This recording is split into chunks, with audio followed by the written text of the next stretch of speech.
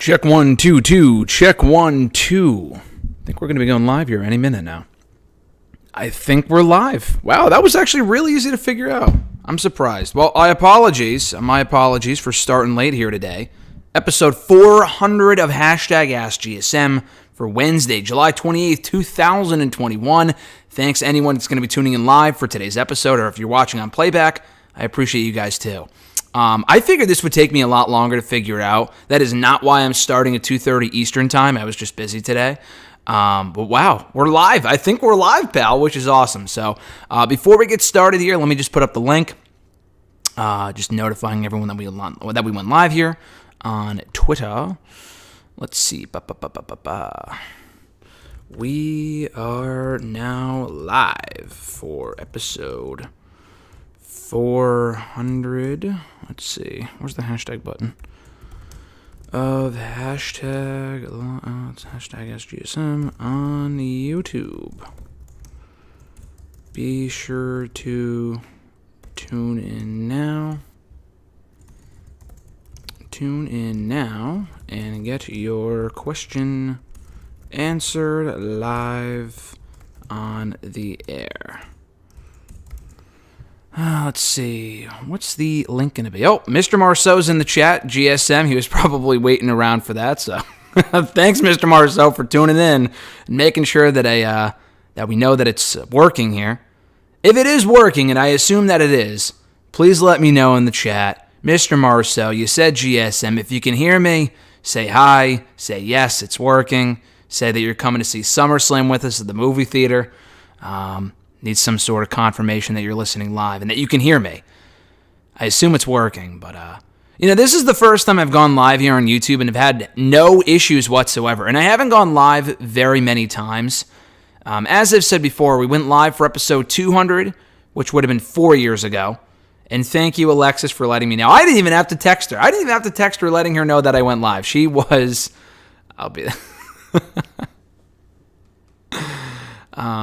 She was going to be my tech person, but she already let me know that we went live. So we went live for episode 204 years ago, which would have been September of 2017. I went live for the first time, or for the second time for episode 300, like the movie 300, which would have been, please check video resolution. Oh, shit. If the stream cuts out by any chance, just let me know for those listening live. Hopefully it doesn't, but I'm getting a notification here. And again, I don't go live very often, like I just said. I'm hoping that's not going to be a problem, but this is only like the fourth or fifth time I've gone live. I did a couple 2 years ago. Like I said, I did one for the 300th episode 2 years ago. We went live for the 7-year anniversary show on July, 7th, 9th? I think it was the 7th or the 8th or whatever the fuck it was, of 2020. And other than that, I don't really think I've gone live at all. And now that I know it's this easy to do so, I probably will go live more often in the future. So, I'm hoping to do that. Maybe not for hashtag, just because it's kind of difficult to kind of pinpoint an exact time every week to do a show like this. But, hey, it makes my job a hell of a lot easier, because at least with hashtag and shows like this, when it takes an hour to record a show, which is amazing that you guys send in the questions for me to do so, that's not the problem. Recording it isn't the issue. The issue is then processing the video and then sending it to YouTube and uploading it there. And it's a major, it's not a major process, but it takes a while. Because, the longer the video, the longer it's going to take to upload. Whereas I think with these live videos, unless it goes 3 hours, then it takes, forever to fucking process. And then you can't really listen to it in its entirety until, much later on, later on in the day or the next day or whatever. But, these live videos you can listen to, obviously, live, no shit, but as soon as I'm done here.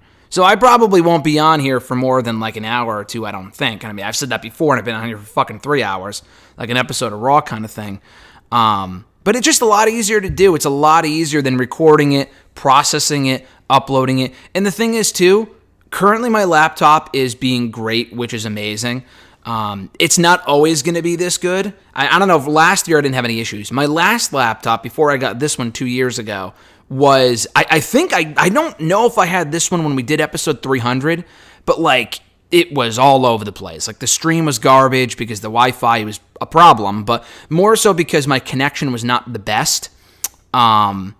I don't know, it was like, it was an older laptop, so the connection wasn't the strongest, and the stream would cut out, and my laptop would overheat, and it would turn off, and the stream would turn off. Oh my God, it was a pain in the ass. So, that being said, hopefully we don't have that problem. And I completely forgot that we actually went live a couple of times last year as well. When we did a watch along for WrestleMania 21. We did a watch along for, I think, Lilo and Stitch, Back to the Future, Money in the Bank 2011. So I've been live a handful of times before. That was probably a year ago, the last time I went live. But it's fun to do. I like doing this type of stuff, and I appreciate you guys tuning in. So, I didn't even put up the link on Twitter. I should probably do that. I got to find the link first is the problem. But yeah, no, I like doing this type of thing because it makes it my job a lot easier just to record it as opposed to, here we go. I think I found it. As opposed to processing it and uploading it and all this other shit. So anyway, we'll get to your questions in just a moment. And we got a lot of great questions, a lot of the regulars, which is awesome. I wanted to get as many people on here as possible for the questions and answer your questions. And obviously, if you have a question that I haven't gotten to yet, I will get to it. If you already tweeted it to me or sent it in through YouTube or Facebook or whatever, I will get to it eventually, obviously. But if you have another question, if you didn't send in a question yet, you could do so in the chat. Be sure to leave it in the chat. I'll be sure to checking it out. I'll probably have the chat open here as I read off the questions and whatever. I'm just posting the link right now to Twitter and YouTube, or not YouTube, Facebook. Just make sure it's working. Let's see. All right. I think we should be good to get going here. Mr. Marceau says, I hear GSM, tell Papa.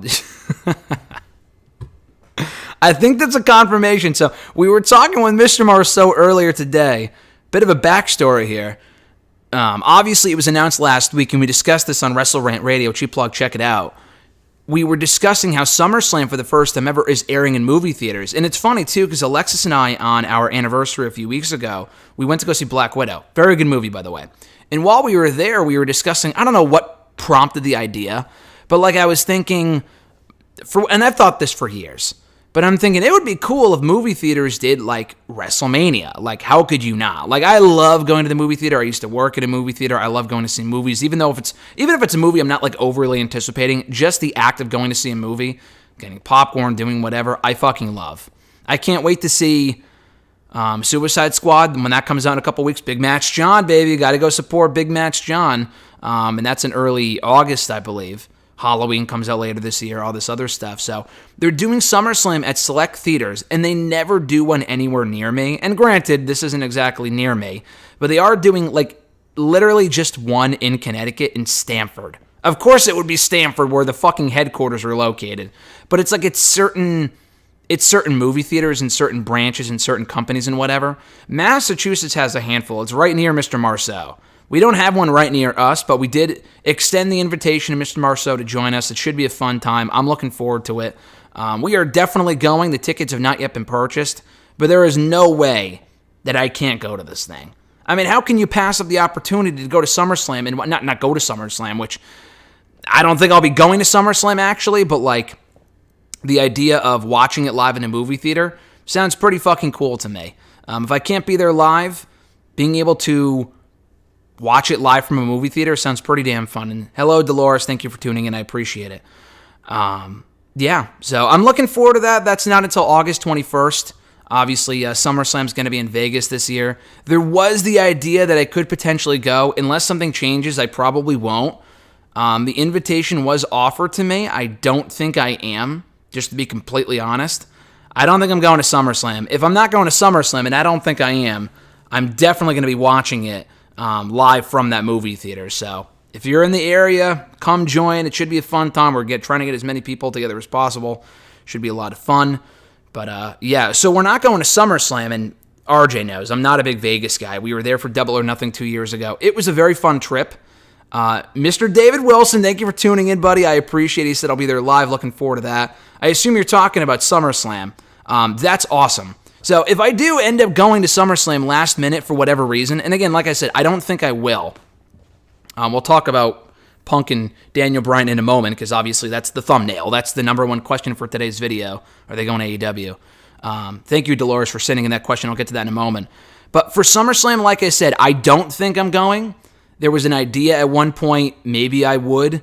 I actually was just talking to someone about it earlier today about the possibility of like, so like when I went to Mania, they didn't have any events, like they didn't have any media stuff, like obviously not access, but like stuff that I could do as a member of the media, I guess. And it even sounds weird just saying that because I've always been used to doing stuff as a fan. So for example, we're going to All Out. We are definitely going to All Out. That's the breaking news, I guess. Alexis and I are going to Chicago, and I've so missed Chicago. We haven't been there since All Out Weekend 2 years ago. And obviously, we wanted to go last year, but then COVID happened. It's still happening. God, you read all these reports on Twitter and stuff about the Delta variant. It's terrible. And hopefully SummerSlam goes on as planned, too. Holy shit. I mean, everything going on right now, it's crazy. Yeah, exactly. In Vegas right now, the cases are going up. It's really bad with this Delta variant and fucking morons and not getting vaccinated, all this other shit going on right now. So it's crazy. I keep losing my train of thought. I apologize. That's going to happen a lot with these live streams. But yeah, so with Mania, they didn't have any of that stuff. We literally just flew in and we just saw both shows, and we went to Hogan's Hangout. It was actually a great restaurant. They had really good food there. And then we went to night 1 of Mania, we went to night 2 of Mania, and then we went home. And obviously very careful. It was like COVID never even existed down there in Florida. Anyone who lives in Florida could probably attest to that. I mean, there was not a single person wearing a mask when we walked around in Tampa, Clearwater. It was ridiculous. And most of the airport was wearing it, but like you kind of have to. That didn't really surprise me. But like in Florida itself, outside of the airport, no one was wearing a fucking mask. But my point being was that the possibility of SummerSlam happening, I assume it still probably will go on as planned.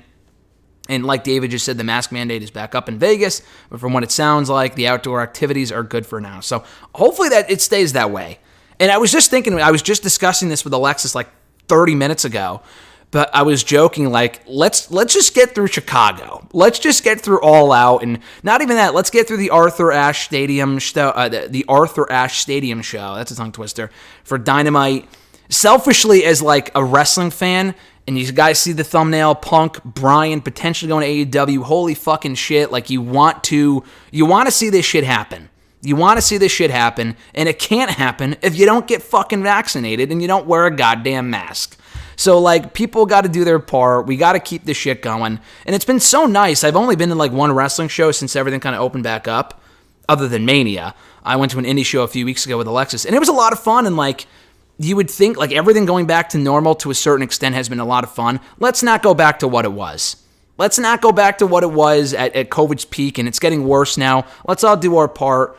If you're not going to get vaccinated, just be safe. Don't be stupid. I mean, obviously, just please, I just don't want to go back to what it was. That's all I got to say on that. But double vaccinated. Thank you, Gaza. That's awesome. I don't know if I pronounced that correctly, but thank you for sending in your question earlier, by the way. I appreciate it. So instead of going to SummerSlam, which again, I didn't think I was going to WrestleMania until like literally, no joke. And I don't know if I've told this story here on the show before. Mania 37, that didn't really come together until, oh my God, I don't even know, like a week or two before. I didn't get confirmation that I was going to be able to go to Mania like as a member of the media until like a week or two before. So that came together like at the literal last minute. It was crazy. And yeah, so SummerSlam, it's a similar case, and just with everything going on right now, we're already going to All Out for Chicago. I could have gone with other people on that, but like I just want to go sit in the crowd. I just want to go be a part of that audience for All Out, see the Punk debut or the Bryan debut or the debut or the fucking Man Tour for all I care. I just want to be at All Out, and it's shaping up to be a great show. Chris M. asking, do you honestly think Punk shows up in AEW? I do. Just before I forget about this, let me go back and answer Dolores' question about, do you think CM Punk and Daniel Bryan return to fight for the Fallen tonight? No, I don't. I don't think they show up on the same night. I've seen other people mention, like, oh, maybe they'll show up here or show up there or whatever. They can't be showing up on the same night, and obviously, selfishly, I think it'd make for an amazing moment. Or like if they were both at All Out. Okay, so like if I'm going to All Out, obviously I want to see both guys show the fuck up. That would be amazing. The thing is, though, you got to space it out. I think the current plan, from what I've read, and these are pretty credible reports, Punk has got to show up in Chicago. And honestly, I don't even think, and I know I'm being selfish by saying they should save it for All Out because I'll probably be there. But the thing is that to do it like on, let's say, the Friday before, the Rampage before All Out, okay? You do it on the Rampage before All Out, and then you have him like cut his first promo at the pay-per-view. I don't know, I guess, but it's like, I would just have him show up at the pay-per-view itself. I'm pretty sure Dynamite is in Chicago, like right afterward. I'm pretty sure Dynamite is in Chicago on the Wednesday after the pay-per-view and not before. So I'm thinking you have Punk show up at the pay-per-view, and I could be wrong on that. Someone can correct me if I'm wrong. And then you have Punk talk on the Dynamite after All Out. I mean, does that not make sense? And like Gaza said, they better not... The thing with promoting him before the pay-per-view, obviously you could get more buy rates that way. But here's my idea, though. People will tune in even thinking that Punk will be on the show. People will buy it even thinking that Punk will be there. So why even bother advertising him in advance? Obviously, you'll get more buys if you know he will be on the show. But it's already sold out. They don't have any trouble selling tickets. The get-in price on the secondary market, it's in the Chicago... Oh, fuck. Dynamite's in Chicago before the pay-per-view? God damn it. Fuck. That makes me worried now that's what they're going to do. I really hope they don't do that. It would still make for a great moment. The fact that we're even talking about Punk coming back to wrestling at all, when I recorded this fucking show a week ago, that the idea that Punk would even come back was a joke. And then, like, after I finished recording, I literally hit the stop button. I look on Twitter. Sean Ross Sapp tweeting the news about Punk potentially coming back, and I'm like, holy fucking shit, this could be happening. And we as Punk fans, and I don't know how many of us are actually left. A lot of people jumped off, jumped back on. Some people never left, whatever. I've always been a big Punk guy. Anyone who's followed me for any stretch of time knows I have always been... He's like my favorite wrestler, one of my favorite people outside of like William Regal, for example, okay? I've met the guy. I've interviewed the guy. I'm a huge Punk guy. The fact that he's even coming back at all is incredible. It's amazing. So, with that being said, I feel like they got to make it a surprise. It's got to be a big moment. And obviously, it could be a surprise if he shows up at the pay-per-view, or if he shows up on Dynamite and they promote him for the pay-per-view. I don't know. I would much rather personally just see him show up at All Out. The crowd goes fucking crazy. The place is already sold out. You're not going to get any extra buys because people already think he's going to be there anyway. Don't pull a WWE and do it somewhere else just because they think he's going to be there. It will be a monster reaction regardless. A monster reaction.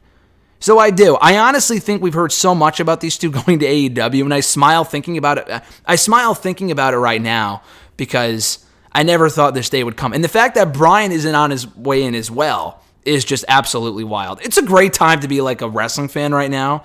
Specifically, like with SmackDown and NXT and AEW and like literally every other company aside from or any other like show or brand aside from Monday Night Raw. And that show on Monday was better than last week, but holy shit, it is tough to watch Raw on Mondays. You guys don't need me to tell you that. But anyway, it's so cool to be a fan right now of this shit and be watching Fight for the Fallen tonight. These last couple of Dynamite shows have been very good. I'm very excited for tonight. And I think Punk and Bryan being there is, I don't know if it's a done deal. And I've seen other people say, I think it was Solomonster who did it on his podcast. He was talking about how it won't feel real for a lot of people until they see these people on the show. And I completely agree. For a lot of people, it will not be real until they see CM Punk and Daniel Bryan on their television screens, whether it be Dynamite or All Out or whatever. And honestly, it's got to be on the Sooner side. It's got to be like I just got done talking about a minute ago. With all this talk, and I'm seeing more and more of it in the last 24, 48 hours about like this Delta variant and all this other shit, I hate to even think about the possibility of us going back to the Thunderdome era or the Daily's Place era. And I would take Daily's Place over the Thunderdome any fucking day. At least we have fans. The Thunderdome, in comparison to what we're getting now, even with Raw, was fucking terrible. Let's not go back to that. If you're a wrestling fan and you're on the fence about getting vaccinated, first of all, I'm not sure why you would be. But really, if you are on the fence about getting vaccinated, just think about the Thunderdome and say to yourself, do I really want to go back to that? The answer is no, I would hope. And there are benefits in certain ways, but overall, there really is not. So let's not go back to that if possible. But at any rate, I would get Punk out of the way at All Out, and I want to see Bryan at, I heard the Arthur Ashe Stadium show is where they're going to be debuting Bryan. Like, we wouldn't be hearing this much about these two if they weren't going to the companies. Like, if they weren't going to AEW, that is. And I'll get to the chat stuff in a second because you guys sent in a lot of stuff, and I appreciate that. Thanks for everyone tuning in, by the way, right now. We got a bunch of people in the chat. I did not think, first of all, this many people would be here. And two, I did not think you guys would be as interactive as you are, so I appreciate it. We got a lot of questions to get to. We'll get to all that. I'm frantic as fuck right now. There's a lot of stuff I got to get to question-wise. But there's just like a lot of stuff I'm looking at, and that's my fault. That's not your guys' fault. I love the interaction, but yeah, I just with the shows coming up, you got to save it for two different reactions, I would think, on two different shows, and not only that, but I think with these two big signings, it really puts AEW in a great place for the rest of the year, assuming we still have crowds.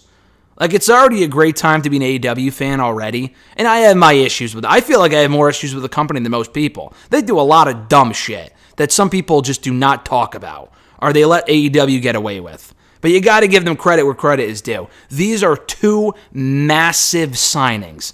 Massive. Dynamite, to me, already feels like, for the most part, must-see TV, especially with an audience being there and crowds being back and shit like that. That's huge. But having Punk and Bryan there is going to be a game changer. So I'm looking forward to it, and I'm assuming it's going to happen. I don't remember what I was going to say, though. But yeah, just have them be on different shows. You can have them, I don't know, just don't advertise it. And that's the thing, too, with the Arthur Ashe Stadium show. It's in New York. I could go if I wanted to. The question is, let me ask you guys, and I'll get to the stuff in the chat while you guys send in your answers to this. I have a question for you guys. You guys send in the question to this. I want to send in the question to you guys. I was thinking about going to SmackDown and MSG. The fact that John Cena is coming back to that show, it was announced, I think, on Monday. They signed Cena for that MSG show on SmackDown. I went to the MSG Raw a few years ago. One of the best Raws I've been to live. It was a lot of fun. It was a great show. Stone Cold was on that show. Clearly, they did that to get people in the building. I think they advertised Takeover for SmackDown, again, to get people in the building. Great time. I want to go to SmackDown and MSG. And SmackDown's obviously the better show right now than Raw. If it was Raw and MSG again, I probably wouldn't go. But because it's SmackDown, I'm like, okay, I might want to go to that. But then you also have the Arthur Ashe Stadium show. I don't think I'll go to both. I don't think they would advertise Bryan ahead of time. I mean, tickets are already coming close to selling out or doing really well. So I don't think they would sell out. I could probably get a ticket right ahead of time if I wanted to. Here's my question for you guys. What do you think I should get a ticket to? And obviously Alexis would go with me as well. We're going to go to New York at some point in September. Is it for SmackDown and MSG? I think it's the 10th. Or do we hold out until the Arthur Ashe Stadium show like 2 weeks later for Dynamite? The biggest stadium show, Dynamite, is done. AEW is done. Probably going to be a loaded show. And Dynamite is, I don't know if you'd call it a better show than SmackDown. I probably would, even though SmackDown's very good. What do you think would be the better show to go to? I'm on the fence right now, because after reading all this Bryan stuff, I'm like, holy fuck, now I kind of want to be there. Because if I hear Final Countdown by Europe go off as I'm watching at home, I don't think I would regret not going, just because SmackDown is usually a good usually a good show to get a ticket to. I'd be like, holy shit, I wish I was there. Like, that might be one of those moments where I could be there for the Bryan one and the Punk one, since we're definitely going to All Out. We already have tickets. The Bryan one is still up in the air, so let me know what you think I should do. In the meantime, let me read some of your questions here. Chris M., you said Chris Hero would be good for AEW. I agree. I heard he was backstage for the Ring of Honor pay-per-view Best in the World a few weeks ago. I assume, just because they're backstage doesn't mean anything. I mean, I've heard Salvio Vega's back at SmackDown, backstage at SmackDown. Does that mean he's making a comeback? The answer is no, obviously, but like, I don't think that means he's going to Ring of Honor, but he spent a lot of time there. If I see any company snatching up Chris Hero, it would be Ring of Honor. Like AEW, he could have gone to AEW a year and a half ago. Not that it really would have made much of a difference. It's not like he had this all this momentum coming off the WWE run. And personally, he was that player coach role in AEW, or rather WWE and NXT and whatever, was Chris Hero, Cassius Ohno. But I loved his work in NXT UK, personally. Anyway, I think he'd be a better fit for Ring of Honor, because I feel like if AEW were to bring him in, he would just be another Matt Sydal type guy. And I like Matt Sydal a lot, and I think they utilize him perfectly as a guy who gets the occasional win, but he never really wins whenever it matters most type of thing. I would just have him go to Ring of Honor. I feel like they need more stars, right? Not that Chris Hero is going to break the bank or that he's going to be like bringing in all these viewers, but he's a notable name coming off a WWE run. And with a lot of these releases, the exciting thing is wondering where these people will go next. Impact just got a lot of release talent recently and last year. AEW obviously picked up a lot of the release talent from last year. AEW, or rather Ring of Honor, got like one, that being Mike Bennett. And Mike Bennett was perfect. I thought Ring of Honor was the perfect place for him to go back to, reunited with Matt Taven. He's had a really good run in Ring of Honor this year. I would like to see Chris Hero go back to Ring of Honor. I feel like he'd make a bigger splash, maybe not be the world champion or anything. The guy's obviously closer to the end of his career than he is the beginning, I would assume. I don't know. I just feel like in AEW, he might be a coach backstage or a mentor, and that's cool, but I feel like he can still go in the ring, so why not utilize him in that role? Impact would be nice too, but I feel like Ring of Honor might be the best, in my opinion, best place for him. John Ritland, my man, John from the Twitter machine at Reborn Again. Check out his show, as I always say here on hashtag Real Honesty with John Ritland here on YouTube. Does great work. And John has been, the funny thing about, real quick story, I've known John for as long as I've been doing this show, which is literally 8 years. I'm almost positive, unless we started following each other before this, my earliest recollection of interacting with John, talking with John, being friends with John over Twitter was July of 2013. That's 8 years ago. That's a long fucking time. So I appreciate John's friendship. We got to meet up one of these days, obviously, with everything hopefully dying down and hopefully shit doesn't get worse like we just got done talking about. I can make the trip over to Washington and we got to meet up or go to a pay-per-view or something because I feel like that'd be a blast.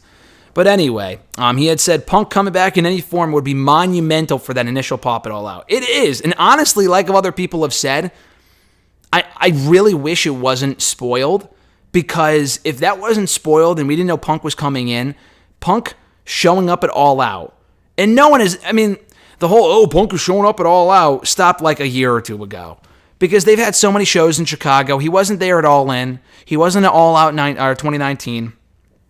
People thought that he was showing up at either show, and he didn't. I was well past the point of thinking, CM Punk's going to show up here. He's going to show up in the Rumble. He's going to show up on Monday Night Raw, blah, blah, blah, blah. He's been gone for 7 years. He hasn't done anything involving wrestling at all. And even talking to him myself a couple of months ago when I interviewed him, and the interviews here on the channel, anytime I asked a wrestling-related question, which was not a lot of them, just because I figured he didn't want to talk about it, which I could tell when I spoke with them. What I was going to say was, so when I spoke to him, he did not sound like he had any interest in the business whatsoever. Whether it be WWE or AEW, that was it. I asked him whether he watched wrestling, and he kind of tailored it to WWE, not so much AEW, but, it is what it is. And it's amazing that only a couple of months later, and that was in April, literally 3 months later, he's in talks to come back to AEW. That initial pop, like you said, John, is going to be fucking massive. And I'm looking forward to it.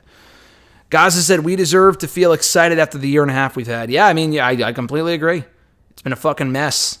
After all the shit that we had to go through as fans and as a not society, I don't know if that's the right word, but like as a world, as a human race, literally everyone's had tough times over the last year and a half in some form or fashion. It's great that we have something to be excited about. For the foreseeable future. For AEW and just wrestling in general, it's a cool time to be a fan right now. So I completely agree. And another thing, too, before I continue on with the comments, if you guys are listening live, if you just tuned in, you left, or whatever, be sure to hit the like button. I would greatly appreciate it. Thanks to all who have already liked the video. More likes, the better. We get more, all the shit, the interaction, and more people tuning live. We've already been live now for a half an hour. Me just rambling on without even answering a single question you guys sent in from Twitter this week. So I'll get to that. I promise I'll get to that in a minute. I will get to that. But if you can hit the like button, I would greatly appreciate it. You guys are awesome. And the more interaction, the more likes we have, the more views and shit like that, the more likely it is we could do something like this in the future. And another thing, too, another question I have for you guys before I even continue on with the chat. I know I'm asking a lot of you guys already. Let me know if you want to see more stuff like this. If you want me to do a live stream, whether it be a live hashtag AskGSM, maybe every 5 weeks or every once a month, we can do a live hashtag. I can't guarantee it's going to be at a certain time on a certain day. We always do these on Wednesdays. I can't guarantee it would be at a certain time, but maybe once a month we do a live hashtag. I know I've done it for every 100 episodes, but maybe we could do more frequently than that. If you want me to do a live reaction video, I could do like video and stuff like that, but my video quality is not the greatest. I'll do it if I have to, but usually it's pretty garbage, which is why I don't use it. But if you guys wanted to see something like that, let me know. Reacting to a live pay-per-view, reacting to a live Raw. I don't love doing that type of stuff, but I've done it before. And, if you guys are in the chat and interacting and stuff like that, I don't see why we can't. I think it'd be a lot of fun. So, so whether it be a live pay-per-view reaction or like we did last year when I rewatched Money in the Bank 2011, like that was fun. Obviously, we watched the show in the background, or I did anyway, and then you guys just kind of chatted in and we just bullshitted for a while. So if you want to see something like that, or here's another thing too, we've been playing a lot of SmackDown versus Raw 07 lately, which sounds incredibly fucking random. And I say we as in Alexis and I. We fired up the old PS2. I bought, not a new one, but like a used one from a gamer shop around here, like a collectibles in Connecticut. And it was a steal of a deal. It is in great working condition. I got an SVR07 game. It took me a couple times to get it working because the thing was so damn old. But we've been playing like regularly. We're almost like 2 years into into GM mode. And we've always batted around the idea, like, should we do this for YouTube? Like, we won't play the matches all the time, but like we'll play the big pay-per-view matches, and they are fucking wild, man. Some of the matches we play in that game, and we don't even play as anyone. We just let them go at it. Like, we simulate the matches for the most part, and then in the occasional, like, pay-per-view match that we think is going to be good, or we built up a good enough story, we want to see what happens, we'll watch the match. And we watched, like, and obviously this is going to sound great considering who's involved, but, like, about a week or two ago, we watched Kurt Angle and Shawn Michaels from our SummerSlam pay-per-view. But not only that, they had an Iron Man match for the WWE title. Kurt Angle fucking killed Shawn. It was like 11-1 at one point. Shawn battled back, hit like 5 Sweet Chin Musics, and it was like 11-6 before the bell rang out. And he probably would have won had he gotten more time. It was like a 20-minute Iron Man match. It was incredible. My only regret is that we didn't stream for anyone else to see it, and then I didn't record it. So now we can't go back and relive that match. Like, the only memory I have of that match is in my head. You know what I mean? So, if you guys want to see more of that type of stuff, I think that'd be a lot of fun. I haven't done that in many, many years. But I would love to bring something like that back, and whether it be live or just do videos of it and then put it on YouTube, I think live would be cool. So we can get your guys' reactions to stuff that we do, or input like, hey, should I book this? Should I book that? I'll talk more about SVR07 in a little bit, but man, I fucking love that game. Let's see. John also said, a lot of chats. Thank you guys for sending shit in, by the way. I appreciate it. Where's John's other question? He said, Raw is that hard to get people through because that doesn't even put it into perspective. Yeah, it's very difficult to get through. David said, that's how I feel about Punk, honestly. Bryan, though, I believe is 100% a done deal. Yeah, no, I believe they're both done deals, but I also don't believe they're done deals because I feel like in my own head, just being a superstitious person, I guess, when I say that they're a done deal, they're just not going to show up. Like with my luck, they're either not going to show up, things will fall through, or we'll lose a crowd, and then we'll get the Matt Hardy Brody Lee treatment, and then they debut in front of nobody. Could you fucking imagine? Like, those Hardy Brody Lee debuts were epic. And I'm really sad we didn't get a crowd for those. Imagine getting a Daniel Bryan AEW debut or a CM Punk return to wrestling in front of nobody at Daly's place. Or like the fucking AEW Dark Enhancement guys. Oh my God, Danny Jordan is reacting to CM Punk coming back. You know what I'm saying? Like, and I like Danny Jordan a lot. But like someone like that, I'm like, oh my God, Peter Avalon's freaking out, so should I, to Punk coming. Like, no thanks. Let's all do our part and make sure that doesn't happen. Supersonic X, thanks for joining. I appreciate it. I am doing great. Thank you for asking. John also said, variants and rises in cases were bound to happen, as unfortunate as that is to say.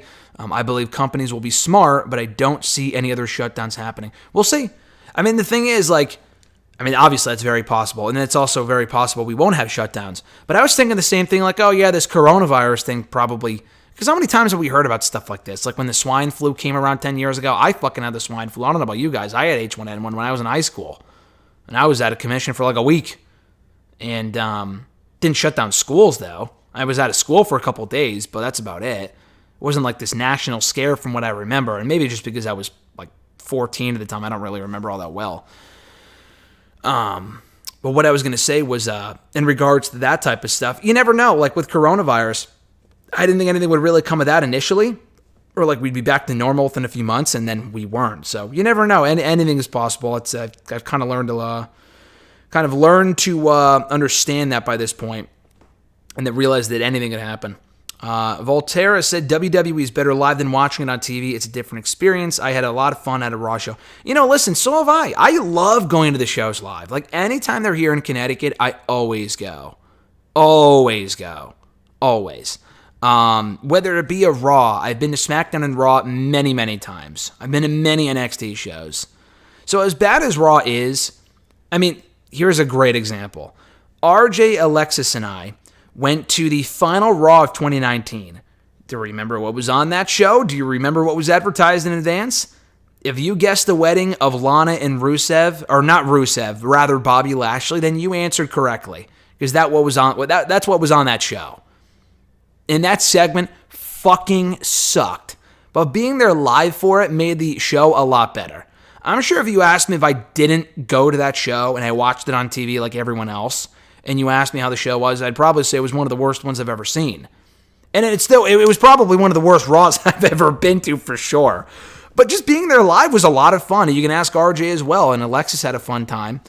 It's a very different experience live. I completely agree, and it's a lot more fun. When you watch on TV and you go home and you rewatch the show, you're like, oh yeah, that was kind of terrible. But being there live is always fun, though. I will say that. No data. Uh-oh. We're still live. It says, please check the video resolution. Hopefully we're still live here. I'm getting a notification on my end saying to check the video resolution. I'm not going to do that. I'm assuming the stream is okay. If you guys can't hear me or there's a fuck up, let me know. I haven't gone all the way down. I haven't gone all the way down the chat. So if I have, messed up, if the stream has cut out, just let me know and I'll get to it. But hopefully it's not acting up too bad. So when I asked you guys what show I should go to, Supersonic X said SmackDown and MSG. John Ritland said immediately Dynamite for that Arthur Ashe atmosphere. So right already off the bat, we got 1 for 1. So I don't know. I trust John because I've known him a long time. Thank you, Alexis, for letting me know that we're still live. She just texted me. I appreciate it. She's my tech girl. She'll listen live. I don't know if she's listening live right now. I think she was at the gym. She's probably been listening live for the last 37 minutes, which is hilarious. Thank you for letting me know. I'm not going to check the video resolution unless it completely turns off on me. Fuck that. Let's see. David said, the AEW show will no doubt be a good show, but I trust SmackDown to put on the better show as opposed to Raw, being that close to the AEW show. Hard choice, LOL. God damn it, you guys are killing me. You guys are fucking killing me, because now I thought David was going to say Arthur Ashe. I'm like, okay, cool. I'm thinking Arthur Ashe, and then he swerved me with the SmackDown mention. God damn it. You guys are killing me, and in a good way, too. I don't know. John said Los Barriquas reunion 2021. You can count me out of that shit. Los Barriquas was one of the worst stables I have ever fucking seen. And thank God I was not a wrestling fan back then, because I hate the whole faction warfare shit. I hate it in AEW now. I don't care for it in New Japan. I didn't care for it when it was Los Barriquas and the other fucking stables 20 years ago. Holy shit. Then David immediately said, you know what? I take that back. I'd say Dynamite. You're killing me, dude. You said both SmackDown and Dynamite. Holy shit. Why don't we just go to both? Maybe I could try to pull some strings. I don't like asking people for tickets, though. Unless I'm buying a ticket, I probably won't go. Unless someone offers me a ticket, then I might. But, that never really happens. Because I see people saying, oh, I'll go to this show if I get pending confirmation from me. It just sounds weird. If I'm in the area, obviously I'm not going to... The thing with, Vegas, for example, for SummerSlam, unless I was going as a member of the media, which I don't think I am at this point. I'm not... It's in there I just don't really want to. And it's also really far away, and it's just a high cost and all this other shit. If I wasn't going for that, I probably wouldn't go. I love SummerSlam, but it's all the way in Vegas, and we're already doing other stuff. It's just not necessary. But, New York is right here. So if I wasn't to get, a comp ticket or whatever you want to call it, I'm still going to fucking go. I mean, you know what I'm saying? I guess it's a money thing, too, because people just don't want to pay for it, and I totally understand that. But like this notion like, oh, I won't go unless I'm given a free ticket is just the dumbest thing. I've seen people say that for years. And I guess if you get so used to people giving you free shit, then that's all you expect. I've only gotten free tickets to a show, Mania this year, and honestly, as far as like stuff like that, never. Like, I've never, ever asked for free shit. Very rarely. I might have to start doing it. Maybe I'm just slow on getting on that bandwagon. I don't know. Because I get it for all these websites, so maybe I should be taking advantage of that more often than I do. But, like, I'm still going to fucking go. Like, I had the opportunity to go to All Out for free with some other people from Bleacher Report, and that was an awesome opportunity. I can't. Like, Alexis has got to go because she's going on the trip. I want her to go. Imagine if CM Punk showed up and she's sitting in the hotel and I'm at All Out. She'd probably break up with me like the next day. Like, that wouldn't be good news for me. So she's got to go. And I paid for that ticket. I paid good money to be at that show. I think she just texted me. Yeah, exactly. She just texted me something funny. But yeah, so with that, I mean, we're probably... The thing is, I'm going to go anyway. Like, we're going to All Out anyway. I fucking paid for tickets. I didn't have to, but I did because it's All Out. Like, I'm not going to miss... And that was even before the Punk news broke. Anyway, we'll move along here in the chat. You guys sent in a lot of stuff. I appreciate this. And again, like I said earlier, if you haven't already liked the video, please do so. You guys are amazing. I appreciate the support. Thanks for tuning in live. Whether you tuned in for 5 minutes, 2 minutes, 10 seconds, the entire time, you guys are the best. So thank you so much. This is always fun to do. Kyle, thank you for tuning in. Kyle, I appreciate it. Your question was, why is the SmackDown Women's Division better than Raw? Look who are the champions, Bianca and Nikki. Bianca is the better champion, in my opinion. SmackDown doesn't have as many women, but the thing is, Raw's women, they're always on the show. Like, they're always on Raw. But the thing is that there's no stories in the Raw Women's Division that I really give a fuck about. Like, honestly, this is just me.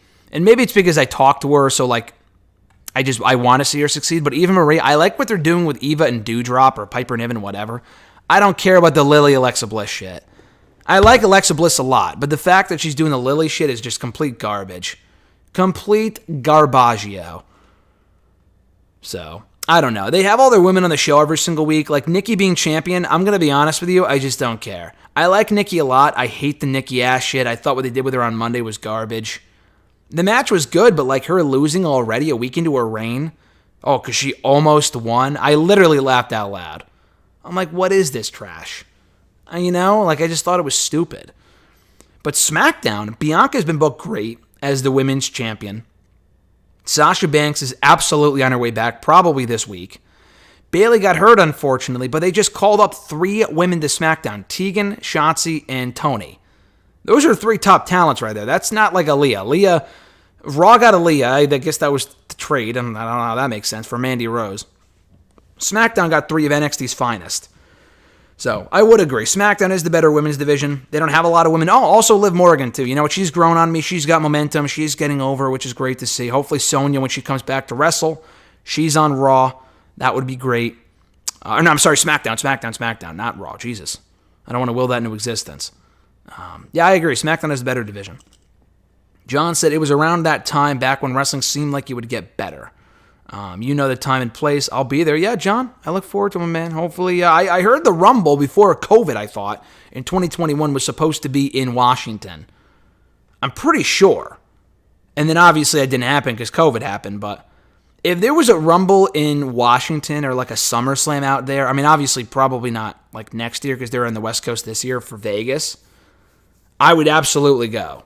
If only just to meet you, John. If it was the WWE, like, I know they did Stomping Grounds there a couple of years ago. I know you said, I don't think you went to that, or maybe you did. I thought you told me that you said you weren't going. I forgot. Like, I probably wouldn't fly out there for Stomping Grounds. But if it was a big pay-per-view, I would definitely consider it, though. Wayne Duppy. Do you think we'll see Punk and Bryan debut at the same time? I don't. I said that earlier, but I think they'll just save them for different shows. I think it would be better if they save Punk for All Out and then Bryan. Arthur Ashe would make the most sense. Obviously, if they were going to Washington, they should save it for that, but that might not be for a long time if they're... I don't even know if that's on the docket right now. So, I'm going to Dynamite in October. I'm definitely going to All Out, obviously, but we already have tickets to Dynamite in Boston in October, and it's been delayed like 4 times already. And if we can get Bryan and Punk on that show, sign me the fuck up. So you know what? I take back what I said earlier. We probably won't go to Dynamite at Arthur Ashe Stadium in New York. I completely forgot about the All Out or the Dynamite that we're going to in October.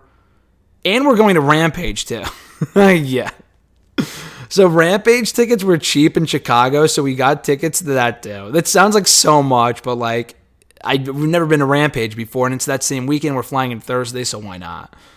So, yeah, we probably won't go to that Arthur Ashe though. Well, I'll just watch it from home. And now that I think about it, we could just save the Dynamite for Boston, and I might go to SmackDown instead. Emmanuel said hello, ? Well, thank you, Emmanuel, for joining us. I don't know if you guys could hear me. I assume you are. Alexis is my tech girl, and she said that she could hear me earlier, so I assume you guys can hear me. But thank you for tuning in. John said if it works for your schedule and doesn't burn you out with all the content you do, then go for it. As far as like doing more of this type of stuff. Gaza said, yeah, live answers. I love doing stuff like this. You guys, it's 3 in a row. Or yeah, because let's see. Man, I'm very, very far down the chat here. Supersonic X said, I want to see a live Q&A. It's definitely fun. Well, thank you guys for that. I appreciate that. Yeah, like I said, I'll probably do it. And John said it before, and I'll say it again. I'm beyond thrilled to see how happy. Oh, thank you, John. I appreciate that. Beyond thrilled to see how happy you and Alexis make each other. Well, thank you, John. John's been amazing. John's been there every step of the way from the moment I met her. Again, I've known John for like 8 years, so John's the fucking man. I'm not going to meet you, John, without her. Let's put it that way, because she is excited to meet you as I am, so John is the man. Yeah, I want to do more live Q&A videos. Hopefully we could do stuff like that. Emmanuel said simulated matches tend to be pretty interesting. Yeah, so. And they also could be crazy as fuck, too. Yeah, kind of like up, down, down. A little bit like that. I don't really watch a lot of their stuff, but yeah, something along those lines. Emmanuel said, is this live or pre-recorded? It is live. I don't really do premieres all that much. So yeah, this is live. Good Lord, I wouldn't want to see that. I don't know what you're referring to. I'm so far down here in the chat, I'm not sure what you're referring to, David. So if you want to, if you're still here, if you want to let me know what you said, or what that was in reference to, because I'm so far back here. Supersonic X said, non-wrestling related question, when will we see the trailer for Spider-Man No Way Home? I thought we would see it after Black Widow came out. They might be waiting until after Shang-Chi, which is in September. That's what I'm expecting. I don't know, because why else? I mean, it's also another 5 months away, so they're probably just waiting. Now that Loki's done, too, I don't know. I'm thinking we'll probably get it in another month, if not by Shang-Chi in September. That's my current expectation, especially if it doesn't give away a lot of spoilers, too. Because I assume it has to do with the multiverse, right? I'm not sure. Alexis said, I'm back. Welcome back, Alexis. John said, I'm the same way. I thought the whole Spanish flu comparison was not apt, but it turns out I and others were wrong, so the mask stays on. Exactly. Dolores said, I think CM Punk might be in the crowd for AEW Chicago. What, like a takeover? Oh, no. No. He has got to be... Either the lights go out, or MJF or someone is cutting a promo or something. And you just hear... And Cult of Personality goes off. Okay, maybe you wouldn't hear the static part because that's a WWE thing. But like you hear Cult of Personality, the place goes fucking bananas, and that's what happens. So you can't just have him standing in the crowd like, oh, look, it's Phil Brooks. He might be coming on in. Like that would be no. Maybe for someone like Chris Hero, definitely not a CM Punk though. Alexis said, RJ, I remember when I was walking like an old lady in that Lost Raw of 2019. Yeah. Yeah. I don't know if RJ's still here. But yes, I do recall that because Alexis heard her back right before we went to that Raw. And it was a fun time, but she was in a lot of pain, but we still went. She goes, oh, I don't know if I can make it to Raw on Monday.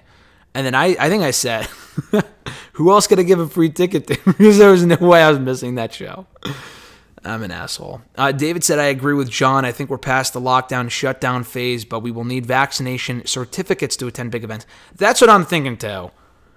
I honestly like the fact there were not a lot of people, but like, you know, that vocal minority on Twitter that were like, oh, I hate the fact, why does MSG have to show their fucking certificates to get in? Like, shut the fuck up. Just get vaccinated or don't go. You know, a lot of these places that are doing like the vaccinated crowds and the unvaccinated crowds on one side of the arena and then blah, blah, blah, that's awesome. But I also don't want to see these people outside the arena either, so just get rid of them altogether. Don't even have them in the building. And if that's whatever you call it, that's a bad thing, well, tough shit. If you don't want to get vaccinated, that's fine. You just can't have a fun time with us. Watch it from home. Too bad. That's my 2 cents. I'm also not a mayor, so I guess it really doesn't matter. Let's see.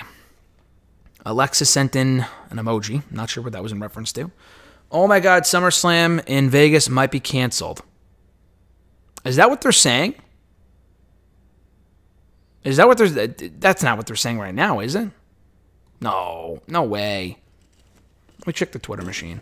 I don't think so. I think you're talking about like, what do you fear it might be canceled? I don't think... I hope not. God, I'd be pissed. I don't think that's the case, but I'm just going to check my timeline just in case. No.